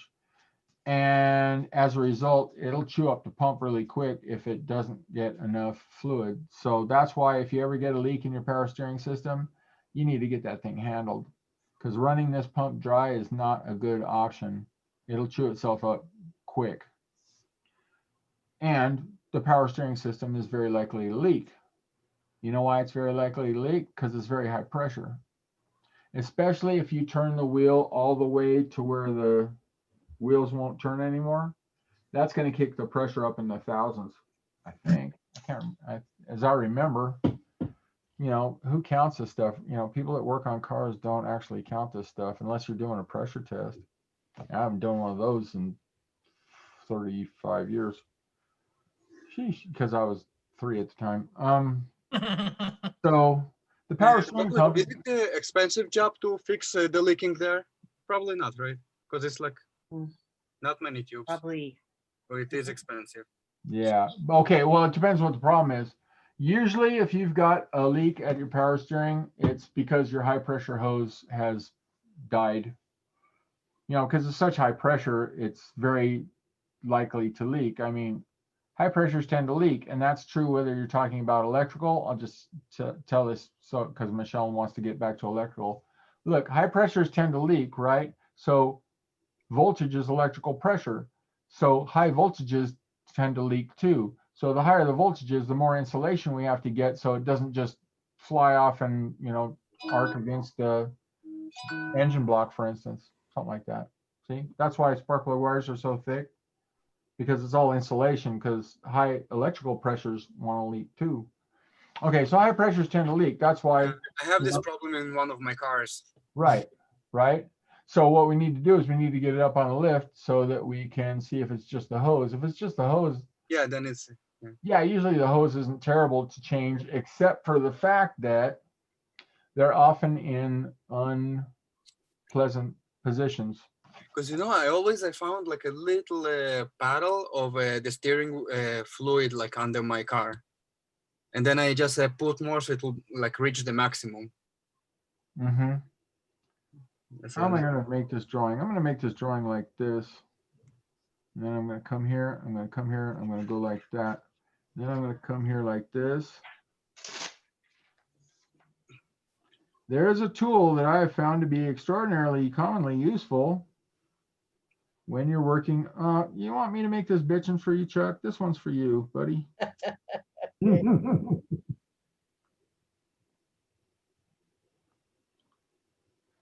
Man, that's a good drawing. That's called a crow's foot wrench. Oh, no wonder you're disappointed. There we go. That's called a crow's foot wrench. And what it does is you can put an extension, a 3/8 extension into this hole, and then turn this with a ratchet. And what it'll do is it'll give you leverage and the ability to take off fittings in hard to reach places. So you won't have to take stuff apart. Yeah, this is a special type of crow's foot. Most of them just have an open end wrench end on it, but this is actually for taking apart hydraulic fittings. And if you don't have a set of these, you're probably going to wish you did.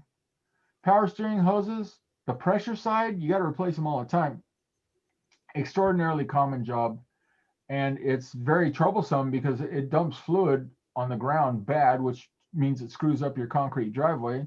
And if you're parking in someplace you're renting, it makes it 10 times worse. Plus, it runs you out of fluid, and then it puts your pump at risk. And that's a super expensive pump because it's so high pressure. So the good thing about the leaks is it's usually the hose. Bad thing about the leaks is a lot of time on modern cars, they cram it in there really tight. Now, YouTube, look on YouTube, see how much of a job it is. I got to tell you, the last power steering hose I did, YouTube saved the bacon, because they were like, okay, well, you got to take this apart, you got to take this apart so you have access to that. And it's like, otherwise you're underneath the car guessing, well, do I have to take this off, or would this help? Or, you could spend hours. Do you think it's something I can actually fix in my garage without lifting the car? Like putting them on lift? Doubt it. Well, it depends on the car, but I doubt it. The Element, it's an old 2007 Element that I just barely use just to put stuff in the back of it. Yeah. But it still need to work. Yeah. YouTube. See how much of a job it is, because I don't memorize all that stuff. So this is a very valuable tool when you're doing kind of work like that. But a lot of times you'll have clamps on these hoses because they have to go halfway across the front of the car. So a lot of times you'll have clamps, and if you have to roll around on your back underneath the car, you ain't gonna like it. So a lot of stuff is only doable on a lift. Like for instance, back in the old days, we used to have, what were they, Aerostars, or what was the Plymouth one?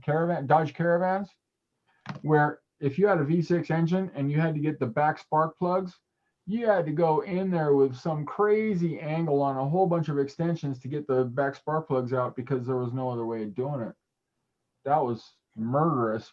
And if you had to do that on your back, I don't think you ever would. That's why they would always come into my shop and they would have a misfire on one of the back cylinders because nobody ever replaced the plugs. They'd be like, oh yeah, I replaced your plugs for you, but they don't replace the front ones. Some of these things you'd have to rock the engine forward or take the plenum off, or I mean, it was big work. That's why most people didn't do it. So look up YouTube, see how much of a job it is, you know. I don't know offhand. So high pressure hose goes bad all the time. Power steering pump, we got to protect it. It is run off the pulley. Wow. There we go. It's run off the pulley, which means the belt has to be in good shape. As you can see, this pump is going to run significantly faster than the crankshaft does. It's going to turn, you know, multiples of how fast the crankshaft turns. Make sure your fluid is good. I'll tell you, you are supposed to change that fluid on the regular. Nobody ever does, but you're supposed to.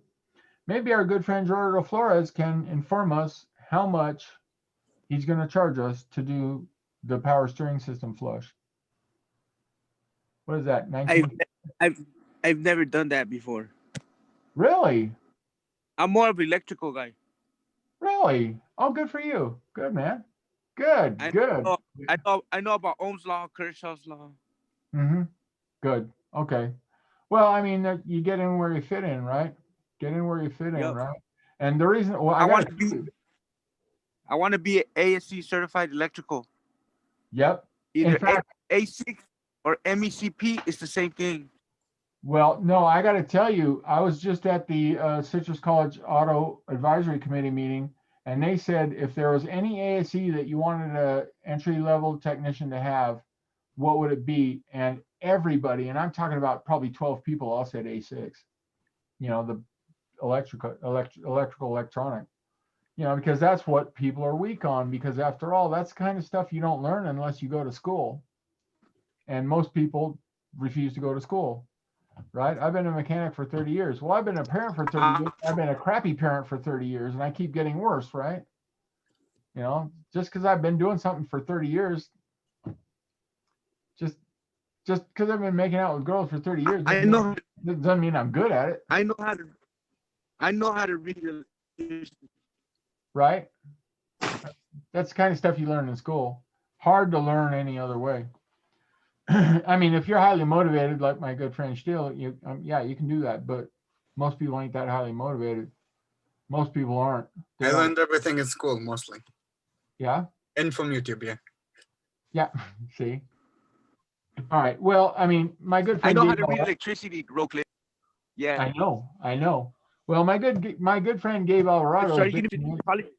What? Can't hear you. My good friend Gabe Alvarado, who's been in the electrician industry, you got to know, because you haven't said anything all day, so I'll ask you: Are these guys understand electrical theory? Do they understand what's going on with electricity, or do they just know wiring? Wiring. Yeah, they know wiring, right? They don't understand what they're doing, but they know how to do it. Yeah, a lot of times that I'm at work and I go to these other jobs, like the one I was just recently in downtown LA. They just hire a bunch of guys, and they don't know a darn thing about nothing other than just to build and just install. And you know, like I just went to a job recently, a side job for somebody. This guy, my cousin hired this guy to do some electrical, and he couldn't figure out a three-way switch. Yep. It's like, you don't know how to do a three-way switch? And he's like, something's crazy is going on right here. And I'm like, it's just a three-way switch, man. So no, it's like all they know about three ways is este way, and este way. Hey, bro, Cliff, can I tell you something? What? You just did. What? I know how to use a voltmeter. I know how to install relays. I know everything about 12 volts. Right. Direct.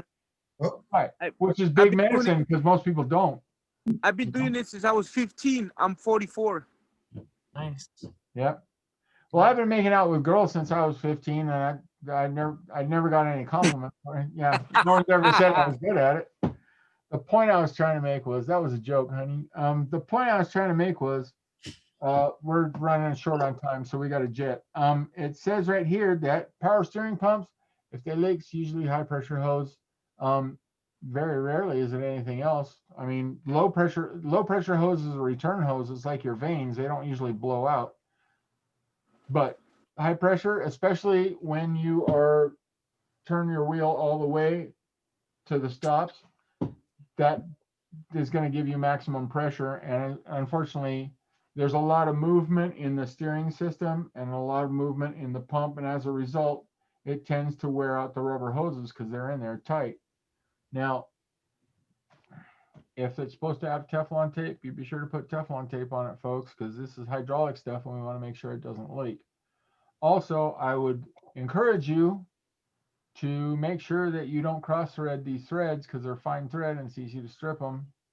Been there, done that. So you're supposed to change your fluid regularly. Nobody ever does, but you're supposed to. Maybe Chuck does, but I don't. He would be the only one I knew. And the question is, how are you going to get the old fluid out? Now, I know some people that are going to disconnect the high pressure hose and just dump it into a big old bucket, but don't run this pump dry. It will let you know when it's dry.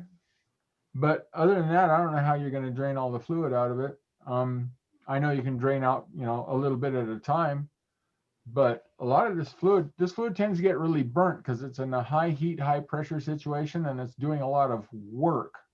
As a result, it tends to get burnt pretty quick, which is why if you look at this on an older car, like a 20-year-old car, it's going to be dark brown, black. It's a good thing to change though, because I got to tell you, oil loses its lubricity, its ability to lubricate things. So you should do that. Chuck, how are you doing it? You're disconnecting a pressure hose? No, I just take a syringe and I just draw it out little by little. Well, see, that's a good thing about having a shop in Montclair. There's syringes all over the place. I hope not. I hope not. I can just have the students pick up 5 or 10, 2 or 3 dozen on their way to school. How sad. Yeah, seriously. Another young man from Montclair got killed this weekend, so that's 2 in a month. This guy got in an argument with a guy and shot him 3 times in the chest, and that was the end of that story. This world's going to hell, folks. I don't know what Halloween's going to be. Believe me, like. I know. Yeah, I don't know what Halloween's going to be like, and I don't know what it's going to be like after the election, but I know the cops probably won't come. Yeah, right. Yeah, I think we've pretty well established that. So the point I was trying to make was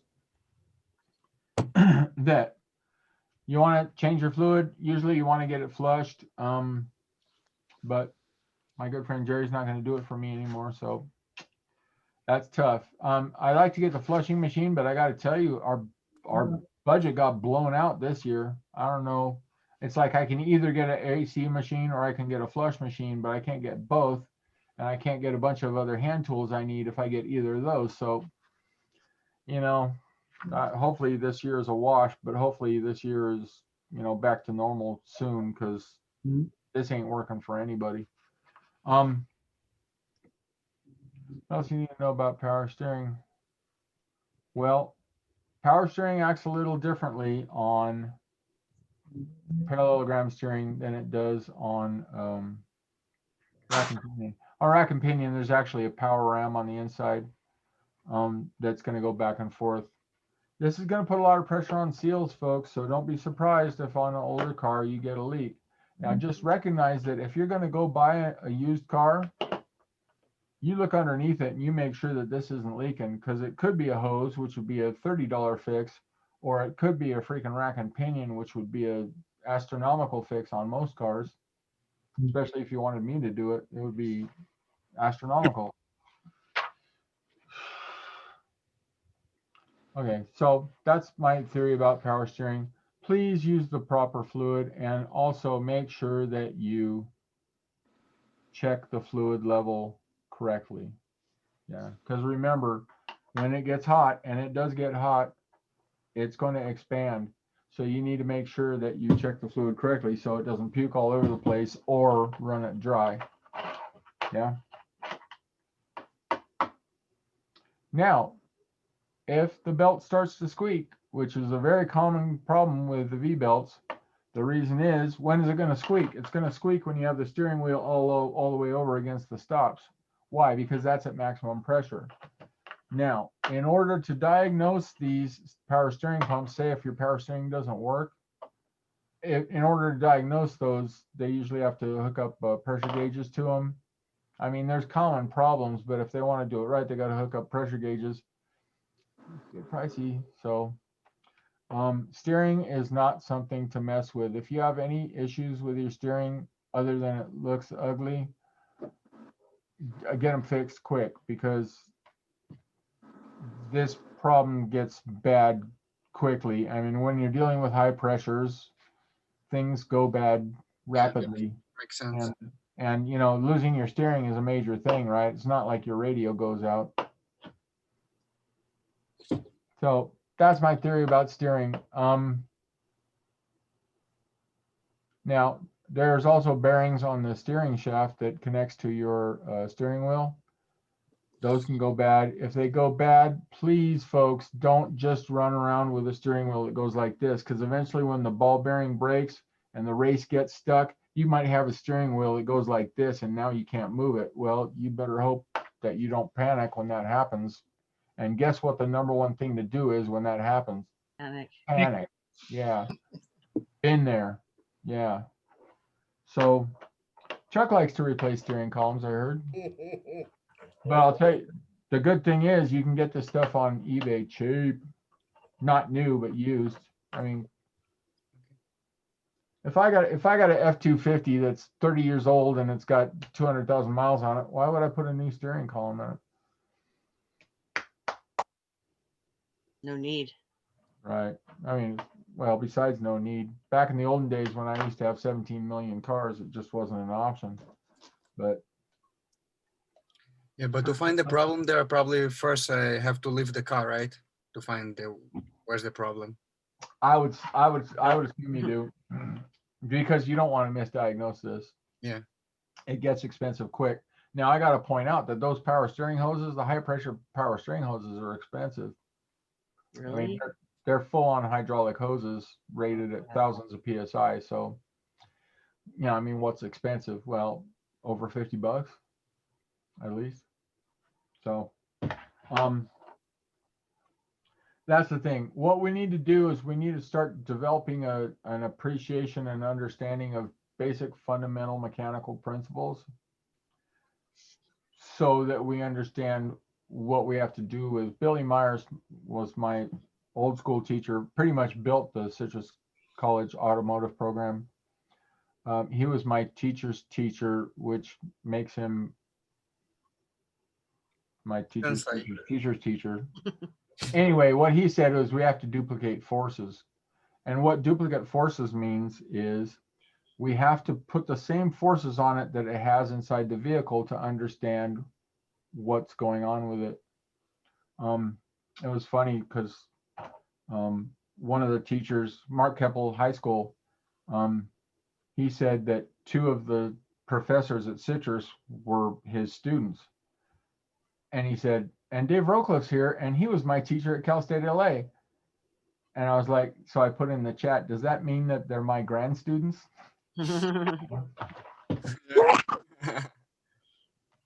So it's funny how that works. Anyway, always good to see those guys. Those guys and gals, I should say.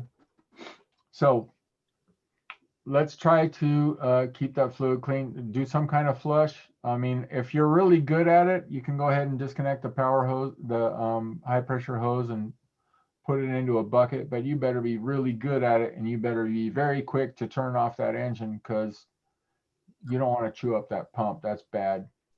Number one problem that we tend to have with this is worn belts. If you got a V belt, then the number one problem either tends to be a drive belt that's varnished or worn, or very commonly this power steering pump needs to be adjusted to retighten the belt because they get loose. But now that we run serpentine belts, that problem's often a non-issue, really. We don't have that problem the way we used to. Now on the 99 Suburban, that vehicle comes optional with a diesel motor. So it has what's called Hydro Boost brakes. It doesn't use a big old can like the typical power brake booster.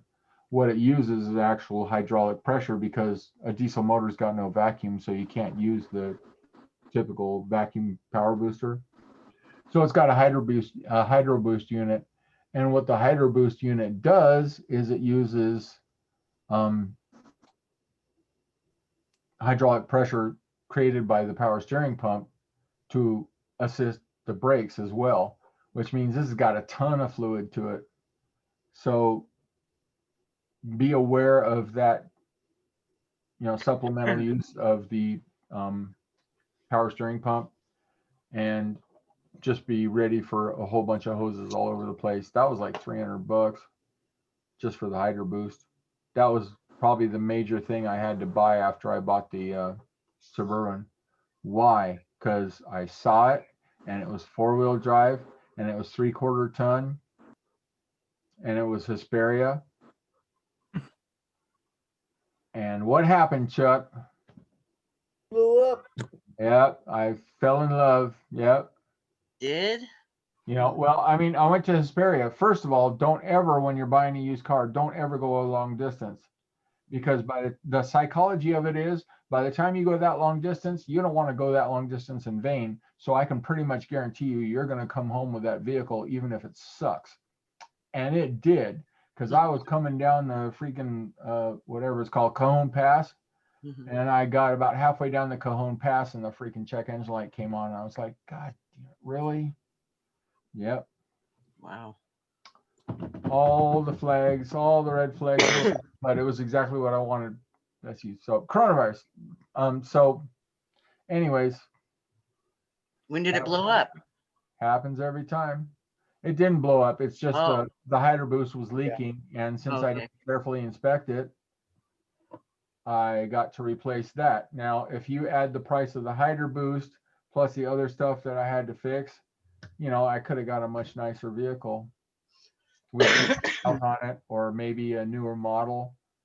That's what you got to watch out for when it comes to used cars. You got to watch out for it because you think, oh, well, it only has a few problems that need to be fixed. Well, you start adding those up and pretty soon, it needed new upper A-arms. Turns out then I took it in to get it aligned and they're like, did you know that the lower ball joint's shot? I'm like, dude, why didn't you tell me that? Great. So it does need lower A-arms, but now I'm looking at, it's like, do I really want to spend another $1,200 to fix this $1,200 truck?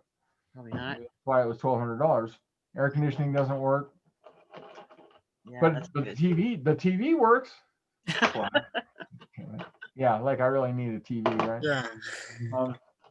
Anyways, that's what happens because when I don't follow my own rules, right? Self-discipline, right? Self-discipline is the key to all this, man. I mean, if you're going to be in a sales job, that's confusing to me. But if you're good at it, go for it. Make that money, man, because most people don't want to be on the phone all the time. Most people don't want to be schmoozing, and most people don't want to be trying to convince people to buy stuff that they're reluctant to buy. Most people don't want to do that. As a result, salesmen get paid a lot. They earn it too. That's why they're, chewing gum and chewing their nails, right? There's a lot of stake. Well, speaking of which, where's Jim Knott? I don't know. I don't know, man. Hope he's okay. Yeah. Maybe they stole his car again. He can't get to. You never know. class. You never know. Shoot, wizards. Yeah, that's unbelievable. Anyways, yeah, he had a golf scholarship to Duke, man. Really? That's the key to being a good salesman, right? You got to go out there and play some golf. Probably putting it in the sand trap on purpose. Oops. Boy, you're so much better than I am. Here, buy something. So anyways, that's my exciting story of power steering, belt adjustment. How tight are belts supposed to be? Don't you have to kind of measure them? Are you talking about Thanksgiving? Yeah. What? No. Well, there's this thing called deflection. Like when your girl starts talking about getting married. Joke. Deflection means if you press on this belt in the middle of its travel, how far does it go down? And usually we're looking for like an inch, but that can, I'm sorry, a half inch, but that can depend on how long this span is. Basically, how tight should a belt be? It should be tight enough, but not Too tight. tight, you know? Because if you make it too tight, what you're going to do is you're going to burn out the bearings on this shaft and that shaft. Again, we got shafts here, folks, and these shafts are going to have bushings or bearings to support and locate the shafts. Did you notice how I did that, Michelle? Brilliant pedagogy, where like my first sentence and my last sentence are exactly the same. And you're like, man, how did he do that? He must have really thought this out. Yeah, I did. But it's cool that it reinforces the same point, which is to say, if you over tighten this belt, you're going to burn out the bushings on both of those. That's why we don't over tighten, but it's got to be tight enough to where it doesn't squeal. And power steering pump's a high pressure pump. In fact, it's the highest pressure pump on the car, unless you have a diesel motor. It's the highest pressure pump on the car.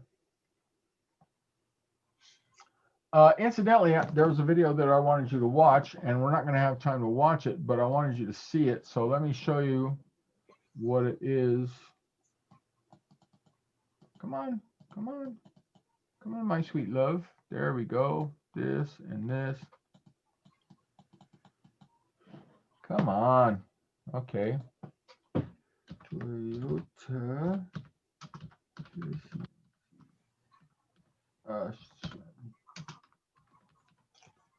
All right.